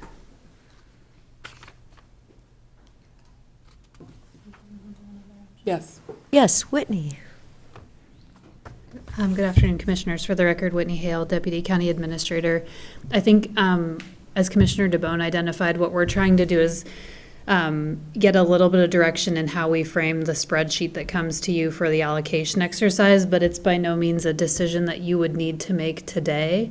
And so what we could do is we could put kind of a placeholder into the spreadsheet for these amounts, and then the board could have a little bit more time if needed to think about that prior to your video lottery allocation exercise, because that is when you'll really formally be committing the funds, and you can see all of the requests at that time, EDCO, service partners, and kind of all of how it all hangs together. So if that's helpful, we as staff can certainly kind of placeholder this on the spreadsheet in a non-committal way and give you time to think about how you'd like to move forward on these. So I don't know if that's helpful. Yes, absolutely. The only item that would kind of take a little bit of pre-planning is if the board wanted to see proposals from any of those organizations. So I could work with them before your allocation exercise to have those ready for the board to review. And I believe that's happening when is video lottery coming? April. April. Mm-hmm. Next month. I know I talked to, I left the director for CASA a message the other day. She originally had, there's just this huge shortage of foster children. The number has just gone up tremendously in Central Oregon. And I know, I said, please, are you going to get us some kind of application? I'm not sure if it, would go. We do have some ARPA funding left, but, it might be something that we could look at helping out. I don't think we've seen that yet, though, have we, Laura? I did leave her a message about a week ago. So I think she was out of town then, but she said when she got back that she would be following through with that. Okay. So I know. But I'm so appreciative of what the funding we did do for Friends of the Children. I know that they really appreciated those additional funds. Yeah, absolutely. And they are expanding their program, and they're, who has suffered more than the children of Oregon? And so getting those children that have really been behind, giving them that little boost really does help with the Friends program.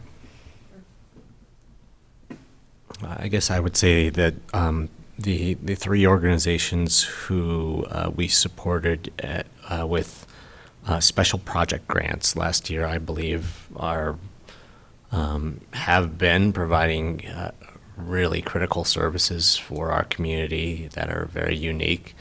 In the year span that we provide them with these grants, they continue to do so, and I believe that they are appropriate entities to consider converting into service partners. If the other commissioners are not there yet, I guess I would ask that we do a second round of special project grants. But if we are, as a board, are ready to consider adding new service partners, then that would be my first choice. So Laura, do you think it would be possible to do a work session with our 13 service partners? I mean, I really appreciate this today with what we did with the 60,000, but just to remind us, okay, these are mandated, how each one of them has fit into being a service partner? Of course. I would appreciate that. Absolutely. I do have that information if you have a specific question, but I'd be happy to come back to a meeting and discuss with the board. Oh, I think that would be, I would appreciate it. I don't know, Commissioner DeVon, if that would be okay for you? It's always good to hear from people. Yeah, just fitting it all in, so that sounds like kind of a big ask. Does that mean we would want to hear from the 13 existing service partners? Or? Well, maybe they could just send us a page, just a 2 or 3 paragraphs. Okay, this is what we've been doing. We've been funded for the last 20 years by you. These are how many people in the community we've served. But I was, when I was a new commissioner, I was told that maybe a few of our service partners should be reanalyzed. And so I know we really haven't done that. We've just tried to keep everybody whole. And just to make sure that they're still doing their part for the community. And there's not somebody else that, are we limited to 13 service partners? Can we add 3 more? A couple, I'll answer that in a couple parts. So we are not limited to a certain number of service partners. It's at the board's discretion. And I believe years ago, the board created that framework, the criteria. So that's also at the board's discretion. The service partners do, at the end of the fiscal year, they submit their return on investment forms. And it's kind of exactly as you described. It's a 1-page kind of overview of what they've been doing and how many people they've served in our community, and we do have those readily available.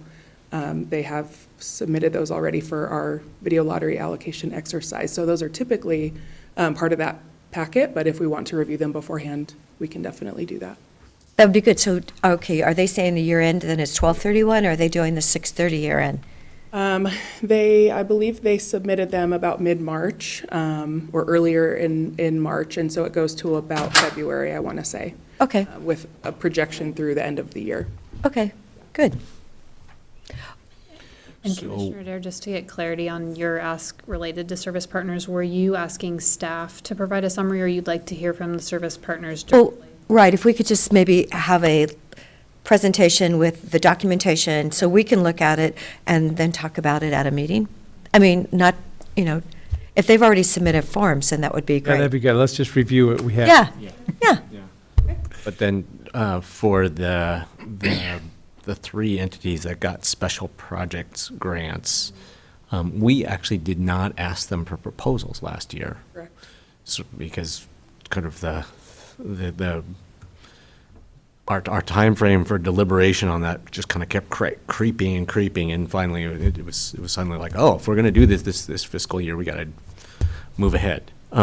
So I guess to go back to my interest in either seeing those entities receive another years of special project grants or to be converted to regular service partners. From those 3, I would suggest that we ask them for written proposals this year. So I'm thinking Deschutes Collaborative Forest Project. If we give them $20,000 a year, what are we expecting to be done? As in, if it's good for the community, I want it to be good for the community, then, and we should all understand that. But what's the deliverable? As I say, I think of it as, working towards that social license to be able to do forest management. It started with big investment, collaborative forests started with big investments from the federal level that would be guided by this work. It's like, let's go do this, and if somebody pays for it, referring to the federal government, we agree we can do this. So yeah, I'd say if we can, and you're chairing this, co-chairing this, where does the $20,000 go for? As I say, my head goes right to pizza and soda at a meeting. I don't, not to be rude, but I'm just saying, what do we do with it? You're typically not pizza and soda at a meeting. The Deschutes Collaborative doesn't feed and. Yeah, so what does $20,000 buy? The things that are critical to maintain, the social license is critical to maintain. And the ways that the Deschutes Collaborative does that are A, by keeping a diverse group of interests around the steering committee table, maintaining agreement on things.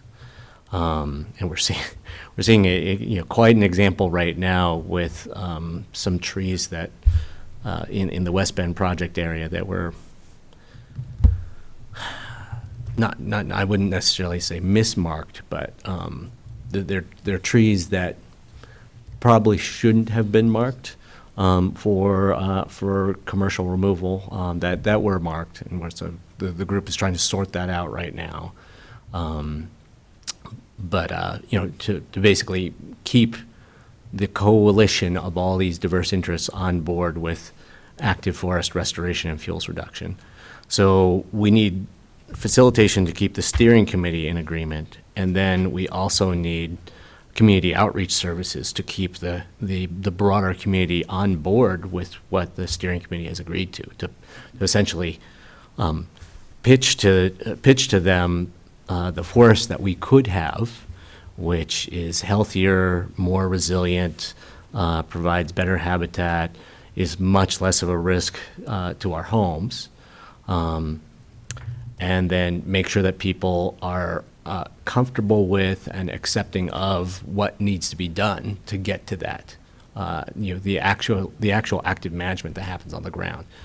People need to accept prescribed burning not too far from their house. They need to be comfortable with mechanized equipment in the forests, doing commercial or non-commercial thinning actions, maybe shutting down their favorite trail system for a few weeks while the contractor is in there working. And that maintenance of public support is something that the Forest Service doesn't do for itself. And it is something that when you're trying to do operations in a community, in the forest next to a community with 100,000 or 200,000 people in it, it is something that can go sideways very quickly. That implementation on the ground, if the community doesn't know what you're doing and why you're doing it and why they should accept these disturbances in their backyard or along their favorite trail or in the place where they. So facilitation and outreach are the two Facilitation, things. outreach. So if there's, do we have any invoicing back and forth, or it's just we write a check and then this is what we're doing? I'm just wondering, what is the $20,000 going to? So somebody's facilitation of the meeting. When Mayor Russell came to present to us, she kind of laid out what the budgeted dollars for the Deschutes Collaborative get spent on, and we could we can pull that back up and take. Well, and so it's kind of those, just like any of these topics, usually, you can kind of, oh yeah, I understand that. And as I say, I think, do I understand what we're going to do if it became a multi-year? Because it's great to go do it. I mean, I'm glad we made this investment. Are we going to do it next year? Are we going to do it 5 years in a row? I don't know. That's what I'm trying to learn about right now. If we say, okay, yes, we're going to make it a service partner and you can expect $20,000 or more, because somebody's going to say it's going to be escalating costs, does that, pay for X amount of facilitator hours? So that, I'm just trying to put that kind of logic in my head to say, oh yeah, that's why we funded that, because I don't have a feel for it right now. That's all I'm just trying to figure out. Yeah, I think you could ask the same thing about any of the service partner that we have, and that's why they give us the end of the year report. That's why it'll be good to see those end of year reports. The other thing I would say is that there's also to develop the agreement. It's not just people sitting around a table and discussing things. there is a whole lot of information, data, and analysis that feeds into the collaborative discussion so that people can reach agreements. Well, as I say, I'm So just thinking in that's- line items. So facilitating outreach and then professional services for analysis. You know, if I have those bullet points in my head, then I'm like, yeah, this is exactly why we do it. And then there's also, at certain points in time, there is advocacy work. You know, the reason that we have a little bit more flexibility under state smoke management rules to do prescribed burns here in our community is because of the Deschutes Collaborative's leading work on essentially pushing the state smoke management advisory committee to provide that flexibility, because we have tens of, maybe over 100,000 acres of NEPA-approved prescribed burn work to get done, but our burn windows are so tiny that we have that big of a backlog of prescribed burn work, and that prescribed burning work is what will save people's homes from burning to the ground in the future. Thank you, good discussion. So these are video lottery dollars, right? And the big picture is this is a partnership with the state of Oregon many years ago. We don't allow ourselves to have local gaming. Cities and counties can't do gaming. So these dollars come back through the statewide system. And they were targeted for economic development from day one. And now one of the justification is emergency food, clothing, and shelter, stabilizing people so they could be comfortable to be able to be part of the economy or wherever they are in their life. And, there's lots of great benefits in, having a social license and managing the forest so we don't burn our houses down. So I'm just pointing out that these are those video dollars that are the most flexible, and it's up to the board to figure out how we want to invest them.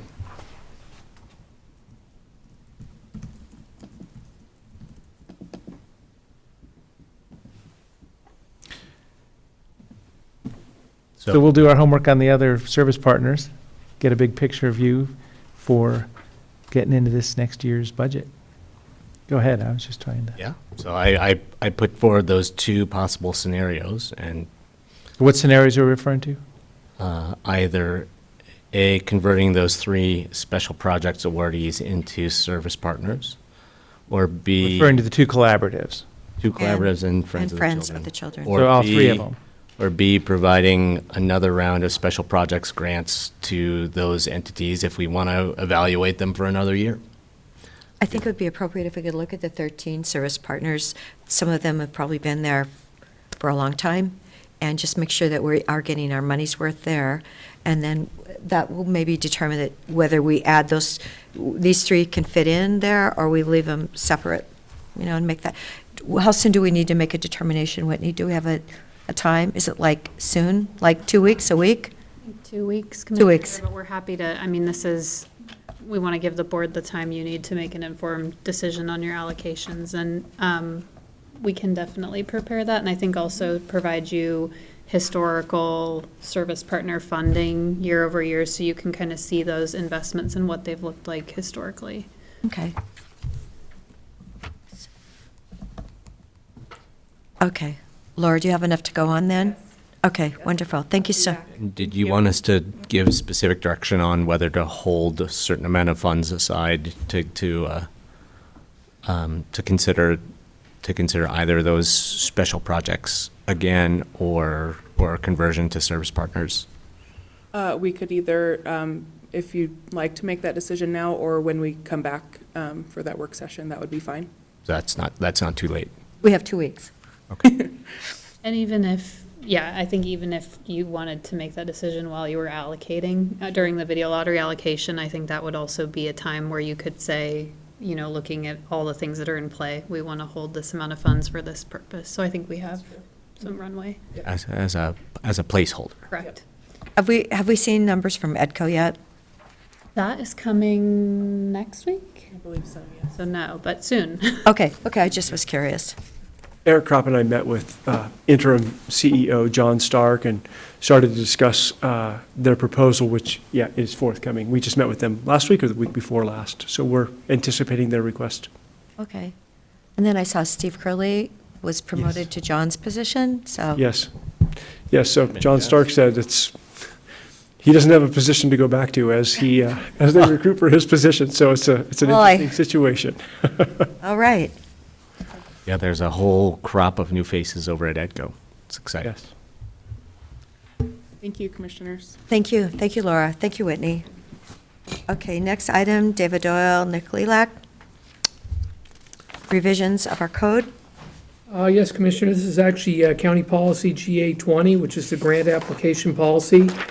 And we provided you with a red line with some requested changes that the board would at least consider. Essentially, we're asking that the board allow department heads to have the authority to approve grant requests and grant awards in an amount not exceeding $10,000, provided there's no match requirement and no additional staff hired in association with the grant. And then that same process for the county administrator up to $50,000. Anything that doesn't meet those requirements or those thresholds would still come to the board. And just as an example of what's been motivating some of this is we have one that's teed up to come to you folks that has gone back and forth between health and legal and admin a few times, and it's a $1,500 grant. And I'm not the best money guy, but I think I've spent about $1,500 of staff time working on this $1,500 grant, which is nothing more than an invoice billing. It's the Department of Public Safety and Standards providing $1,500 that the health department can use for certain activities that they undertake as part of their normal operations and business. And they're able to invoice back up to $1,500 for this. And so there's obviously no additional staff involved. There's no match fund. It's just $1,500 that is available through this particular grant. So we've put this, I think, Commissioners DeBowen and Adair will remember, I think Eric brought this forward a couple of years ago for your consideration. It wasn't written in this manner with these lower thresholds. And so this is another attempt at bringing this forward and asking if the board has any appetite for allowing some of these lesser grants that don't include any match and don't include any staffing to be processed either at the department head level at $10,000 or to the county administrator up to $50,000. So Dave, currently we have no thresholds. Currently, all grants have to be approved by the board, Okay. including this $1,500 one.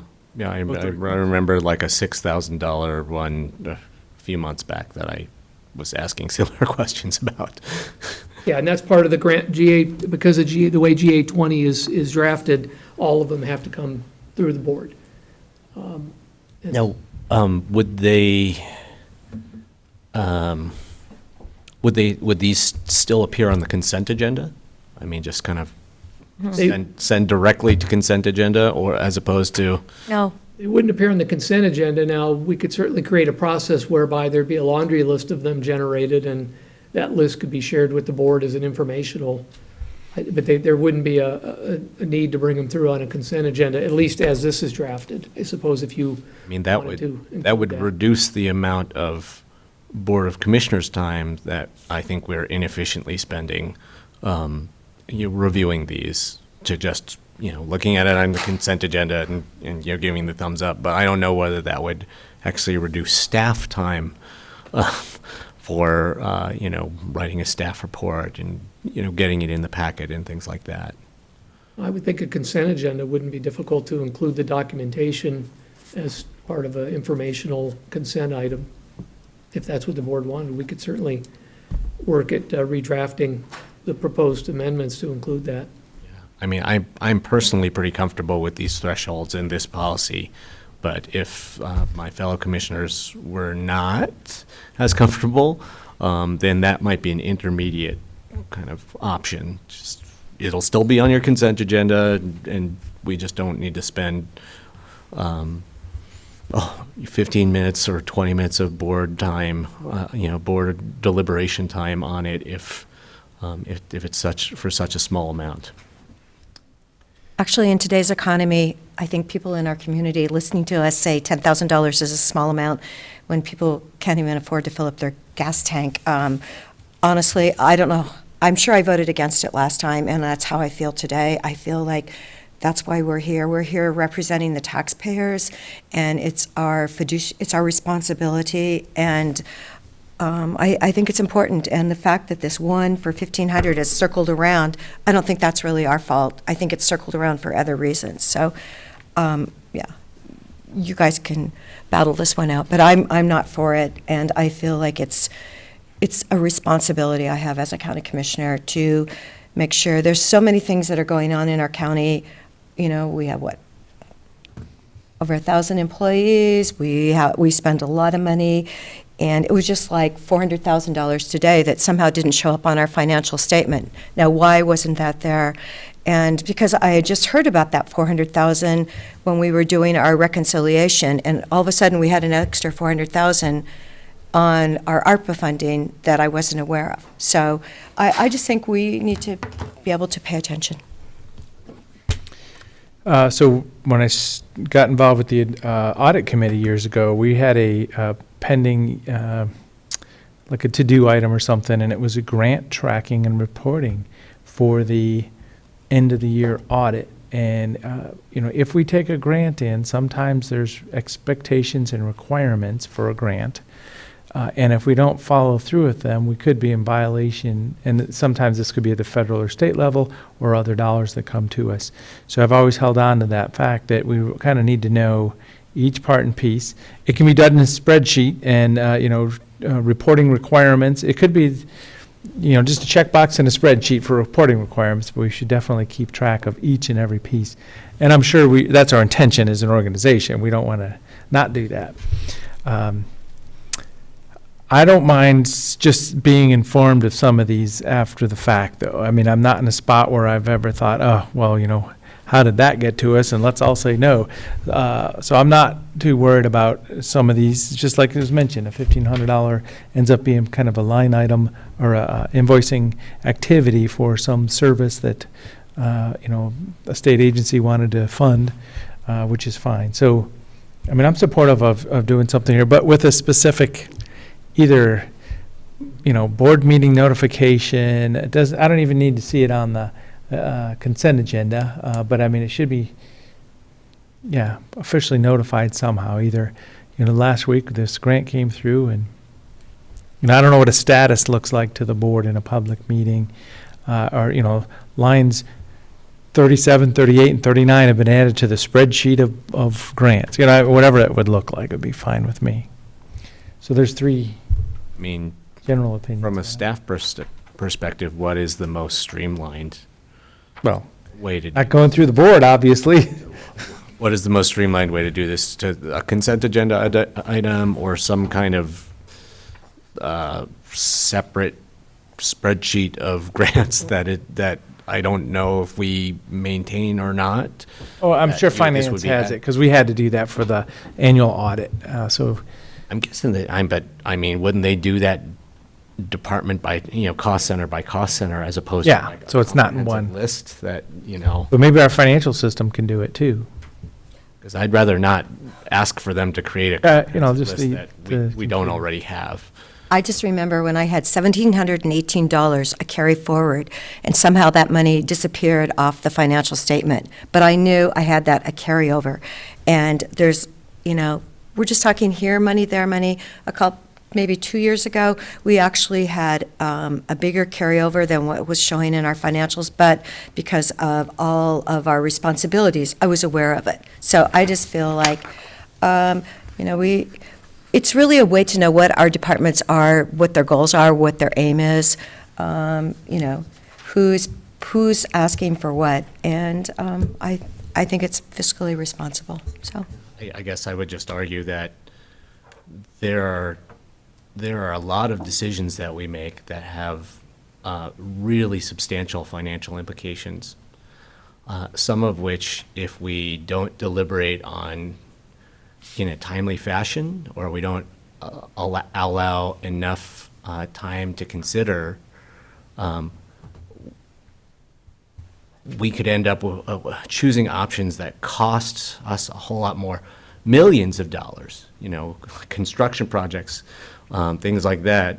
And every 15 or 20-minute chunk of our board meeting time that we clog up with something that is so small in scale, and which I have a pretty high degree of confidence in staff being able to process, is time we're taking away from the really big decisions.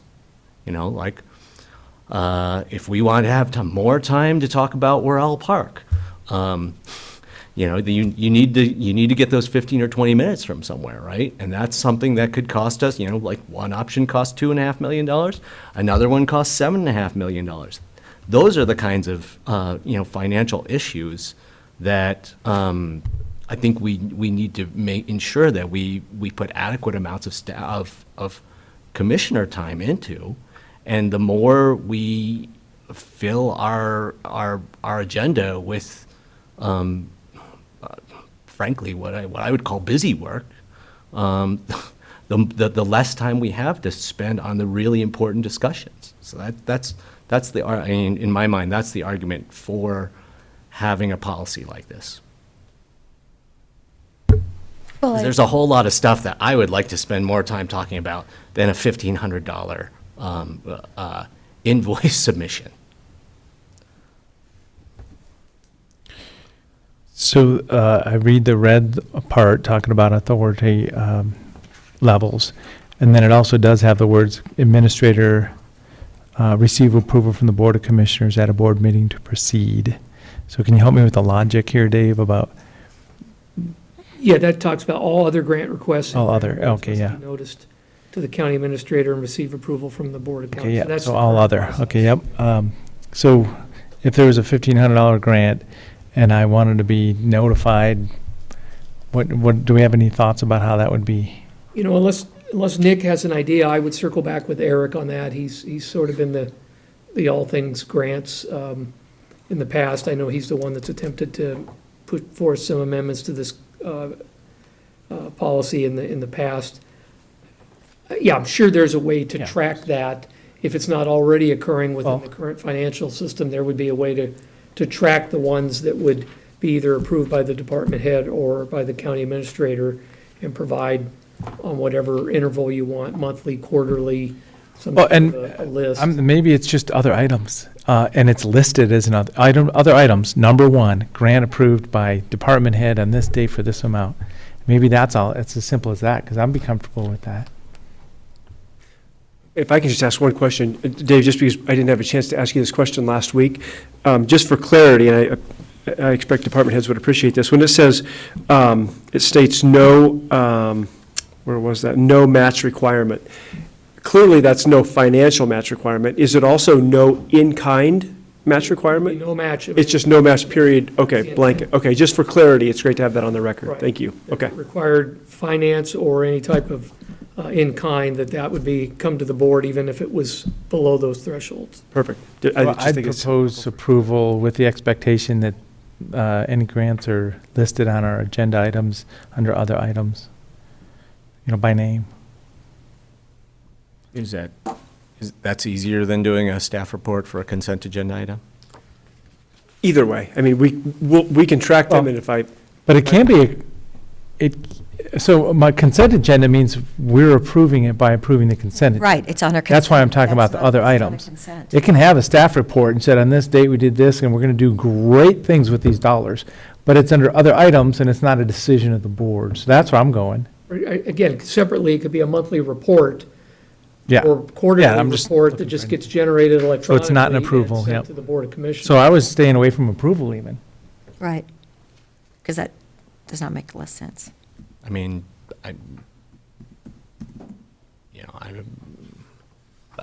I could go either way, but I just, it seems like commissioners like to have the oversight of approval, and putting on the consent agenda is a way for you to get eyes on it and make sure you approve it without taking up a whole bunch of time. So, but that's taking away the whole reason you'd be doing this, correct? I mean, if it's going back and forth and ends up on a consent agenda, that means, and not until the board approves consent agenda can you proceed with the grant. Right. Right. So if we don't have a meeting some week, then everybody's waiting for the board to convene. That, it would save the department person the time of appearing, and so there'd be some savings and Well, and then a there. consent agenda item, if I want to pull number 2 and discuss it, we might do that at any point in time, so that's why I'm staying away. And that would If- delay it then. 'Cause Yeah. The person might not be Yep. available. If people are comfortable with that, that works for me. 2 of us might be comfortable with it. I'm just proposing that if we're going to do it, give the autonomy and, get eyes on it at some point, because, I mean, that, having that public, everything we do is public, but having it, come through us, so we just have the brain space on it. Okay, is that a motion? I will move as such, so I'm supportive of this policy change, administrative policy change, GA 20, with a reporting on our, reporting to be worked out to the I'll board. work with Yeah. Eric on what would be. Don't need to be more clear. So would your preference be a monthly or a quarterly cycle? Monthly. Monthly reporting, okay. I'll get with Eric and we'll come up with a process. I'll second that. Any further discussion? Commissioner DeBonne? Yes. Commissioner Chang? Yes. And the chair votes no. Thank you, Commissioner. Thank you. Okay, we now have other items. Commissioners, we do have one at the staff level when you're prepared for us. Okay. Any other items? I didn't prepare, I guess. I was kind of busy last week. I did not leave town, but I didn't think about what. I've got one thing I wanted to report is the State Board of Forestry is going to hold their first in-person meeting in 2 years here in Deschutes County. They'll have a day of board, I'm sorry, I'm trying to find the date. They'll have a day of board meetings, and then they'll have a day-long field trip. And I still haven't found the date yet. It's in mid to late April. But their day of board meetings inside corresponds with one of our Wednesday Board of Commissioners meetings. But they will be inviting all of us to attend the field trip, which will actually go and visit some of the work of the Deschutes Collaborative Forest Project, the West Bend project, and some other site. They'll go to West Bend, the West Bend project. They'll go to Shevlin Park. They'll go to the Bull Springs Tree Farm. And we might even be paying for a bus through our investment in the collaborative? No. Oh, okay. The Board of Forestry is paying for the. Okay, good. So is that trip on a different day than Wednesday, or? The field trip will be Thursday. They asked me to do a little speaking piece, but they'll publicly notice the meeting so that everyone can attend, and I can get you the date at some point. It's a few weeks out. Well, and then is there something very important at the Board of Forestry meeting to be? Because we could schedule Check either the a agenda. morning or after. I mean, I think the field trip is the thing that they're doing that's Thursday. kind of site-specific, but, I have no idea what's on their agenda. So next Wednesday, the 6th, I'm representing this area as the COAC chair for Connect Oregon final review, working on getting over $10 million of funding for several projects in our community. So that's, I'm not sure if the meeting is starting at 8 or 9, but I'm sure I'll have a conflict there. And they say that perhaps we might have to have another day if we haven't determined it on Wednesday. So that's next week. And hopefully Central and North Klamath will get some major funding that they've put in for, and Erickson for the fire suppression work up there with Erickson people in Madras. So We had some really good projects, and Bend Airport. So Bend Airport was number one, and then we have a project in Gilchrist, and then the Erickson project. So, anything else? Whitney? Thank you, Commissioner Dare. Staff has prepared a few draft letters for the board's consideration. This is related to your other items discussion from last week related to congressionally directed spending requests. And so I have hard copies with me that I'll pass out and kind of walk you through each draft for discussion, if that works for the board. Thank you. Thank you.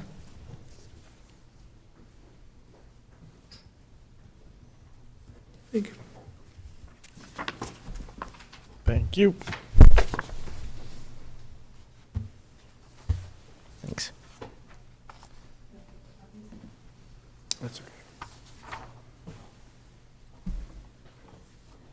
So these requests, should the board want to move forward and submit them, are due April 1st. And so there's a kind of a tight turnaround on these this week. Commissioner Chang, I think this was a follow-up to something that you had raised in other items, so I don't know. I can definitely, if you want to provide kind of a recap of this process, I'm happy to.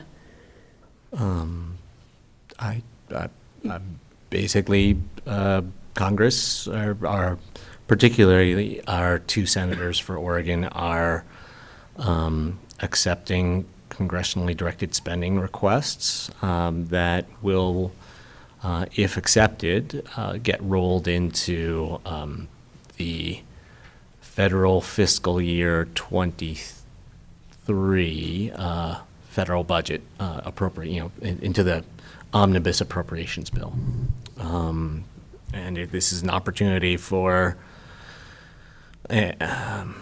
entities to request things that federal funds are eligible for, but which, instead of having to go through a national competitive grant cycle, you can basically get your member of Congress to send to the top of the list. So I'll go ahead and walk through the three drafts. The top draft is actually a request that came in from the City of Sisters last week. In 2021, the board signed this letter of support, April of 2021, for the roundabout at Highway 20 and Locust, and the City of Sisters was asking for board consideration for resubmitting the same letter of support, but through this federal process. And so this is just an updated version of the letter of support that was previously submitted, and this would be, if the board wanted to move forward with this, we would provide this to city staff and they would submit it as part of their request for that project.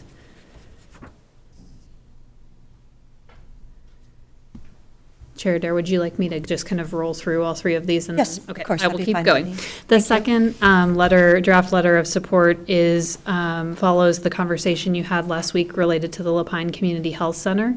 And I noticed that we have an updated version of this that has the correct addressing on it, so we would fix that should you want to move forward with this. But this is in support of the new facility that they're seeking to build. And this would be submitted, if it moves forward, alongside their specific request, just as an additional letter of support. And then the third draft is a request for your consideration following your other items discussion related to access to the National Forest. And so Chris Doty was kind enough to kind of put together some framework in terms of a draft of what that could look like. And this is it's in draft form, and it needs financial information to be submitted into it. And I'm unsure if we have that at this time, but these were drafts. You have that. Yeah. For the board's consideration. So if we moved forward on this draft, we would actually be submitting this on behalf of the county through the federal portal for consideration. So what is the dollar amount then? I can get that for you. But while I'm looking that up, let me just also mention about the Lapine Community Health Center request.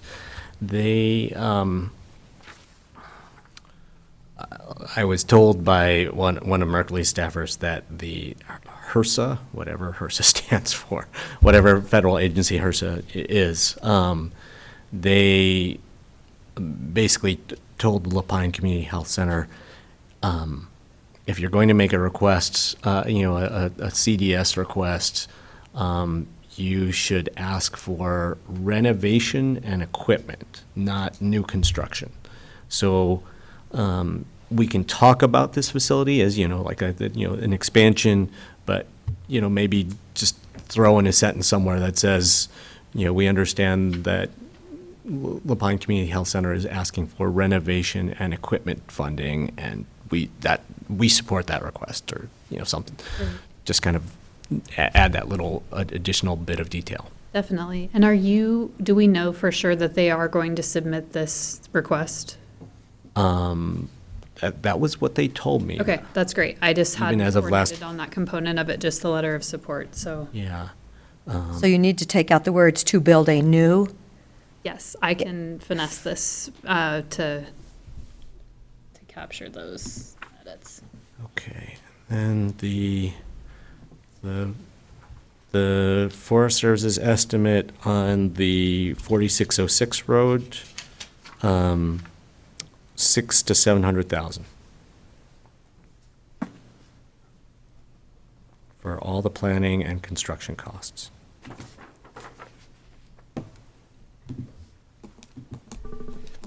Is there any parking area associated with that, or there hasn't been one in the past, I guess, so there's no need to. Yeah, I mean, it's a good idea. I mean, I think that they should put some parking out there, but. And then it would be referred to as the 4606 road, No, the new section?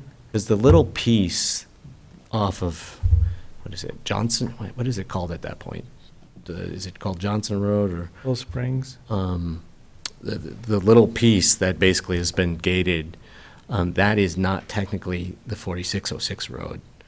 Well, part of it, one of the gates is on but the little spur that comes off of Johnson Road onto the 4606, that chunk is not called 4606. So the 4606 is running through there, and this would basically bring in not a new forest road, but basically a service level 1 Forest Service road. It would bump it up to a service level 2 road that would tie into the 4606 beyond, north of where the third gate is.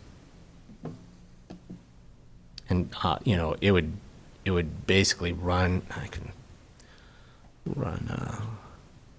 I've got the map you provided last week. Okay. here. Yeah, well, so you could tell me what the road names are. So there's Sizemore, and there's. It's around, Sizemore is in that. Is it Johnson? It's, So, yeah, Johnson Road to Tyler Road to Tumalo Reservoir Road. Yeah, okay. So no Sizemore. One of Sizemore's Sizemore's. at the end. It's in there. Down. Okay. So yeah, a string of county roads would get you to this 1 mile of substantially upgraded federal road. So then it'll be a gravel road, 2-track converted to gravel. Yeah, service level 2. Okay, and that's a Forest Service term. Yeah, they have 3 classifications. Yeah,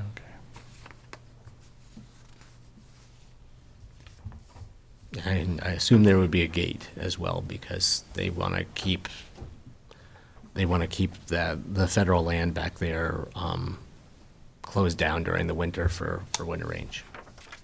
So is anyone else asking for this 600,000 to 700,000 that would have their name on a letter? If the board wanted to move forward with the submission, there would need to be letters of support submitted along with the narrative piece, is my understanding.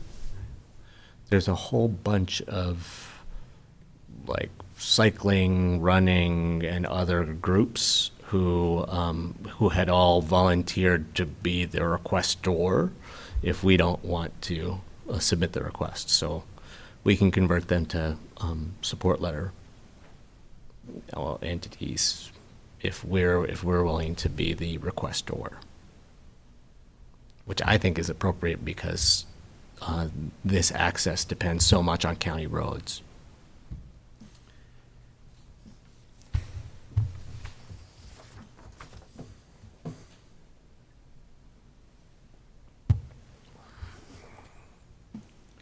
So this is uploading to a portal for the senators' offices or the committee of or something? Yeah, no, the two senators have coordinated on a online submission form kind of portal.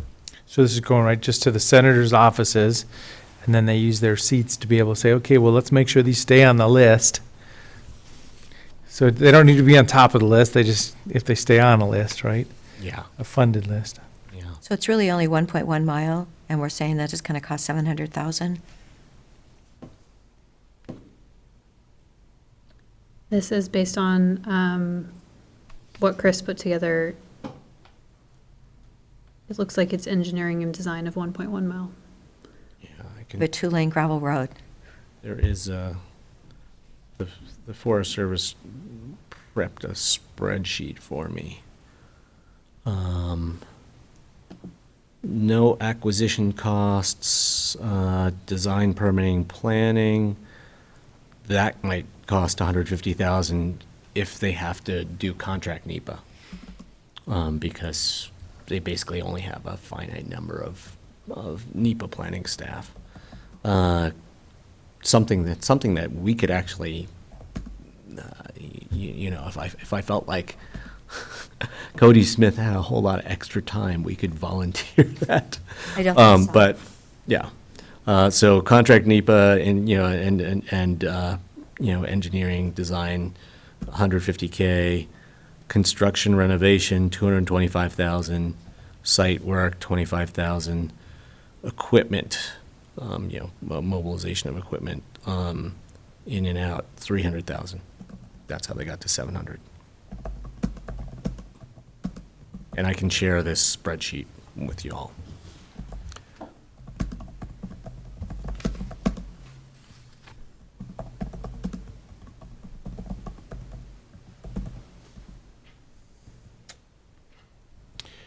Well, these are all ideas, and the senators wants to hear ideas, so I'm not opposed to putting ideas out there and say, if we had this kind of money, this is how we'd spend it. Mm-hmm.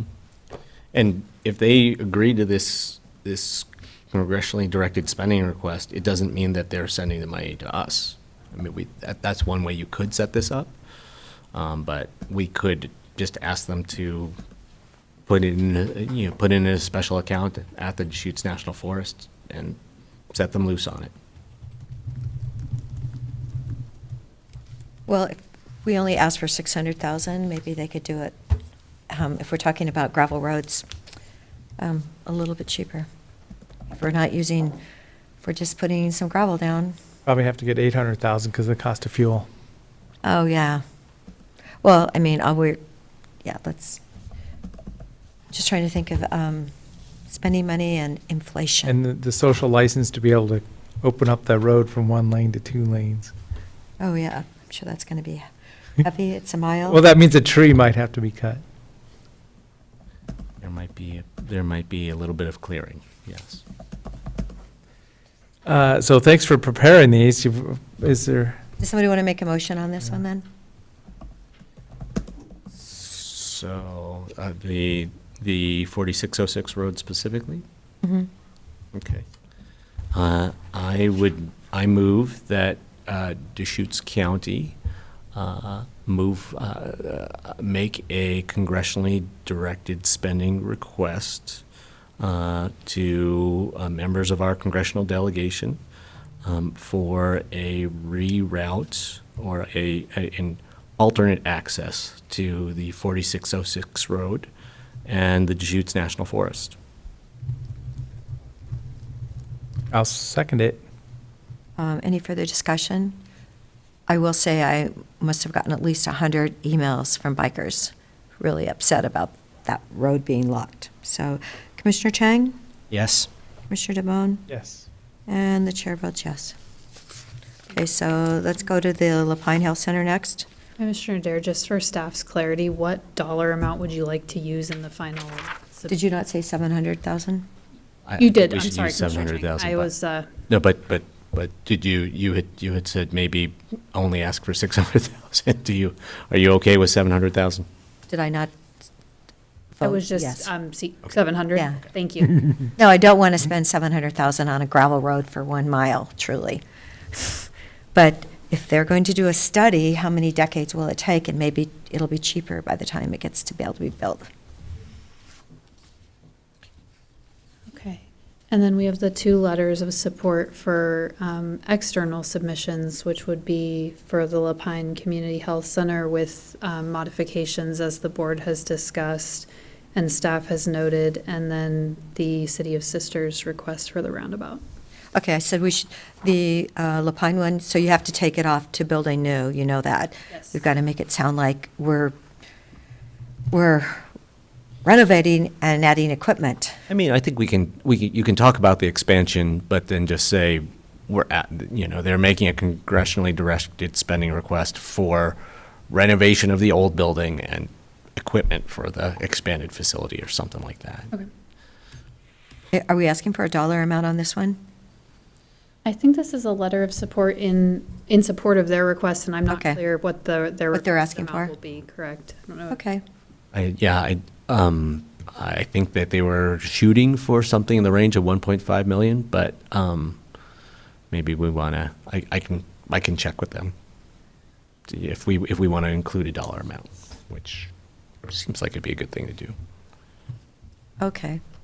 Is that, can we go ahead and approve the letter now then? Is there a motion? So I'll move letter of support for Lapine Community Health Center's request of congressionally directed spending and the amount determined. Second. Any further discussion? It's another reminder of why we should have asked for 4 million from the state, because then they wouldn't have to be asking for so much. 12 million. Commissioner DeBonne? Yes. Commissioner Chang? Yes. Okay, and the chair votes yes. Thank you, Whitney. So now we're to the sisters letter that we're just reissuing because we actually sent this a year ago. For this, also for a congressionally designated No, spending this, I request? believe the original letter was to the state. It was a letter of support for the project and now submitting it at the federal level. I mean, I guess my one question about this one is, this is the only congressionally designated spending request that's on my radar screen where they're asking for money for something that could possibly be covered by the infrastructure, the federal infrastructure bill. I mean, there was a lot of road infrastructure money in the infrastructure package. So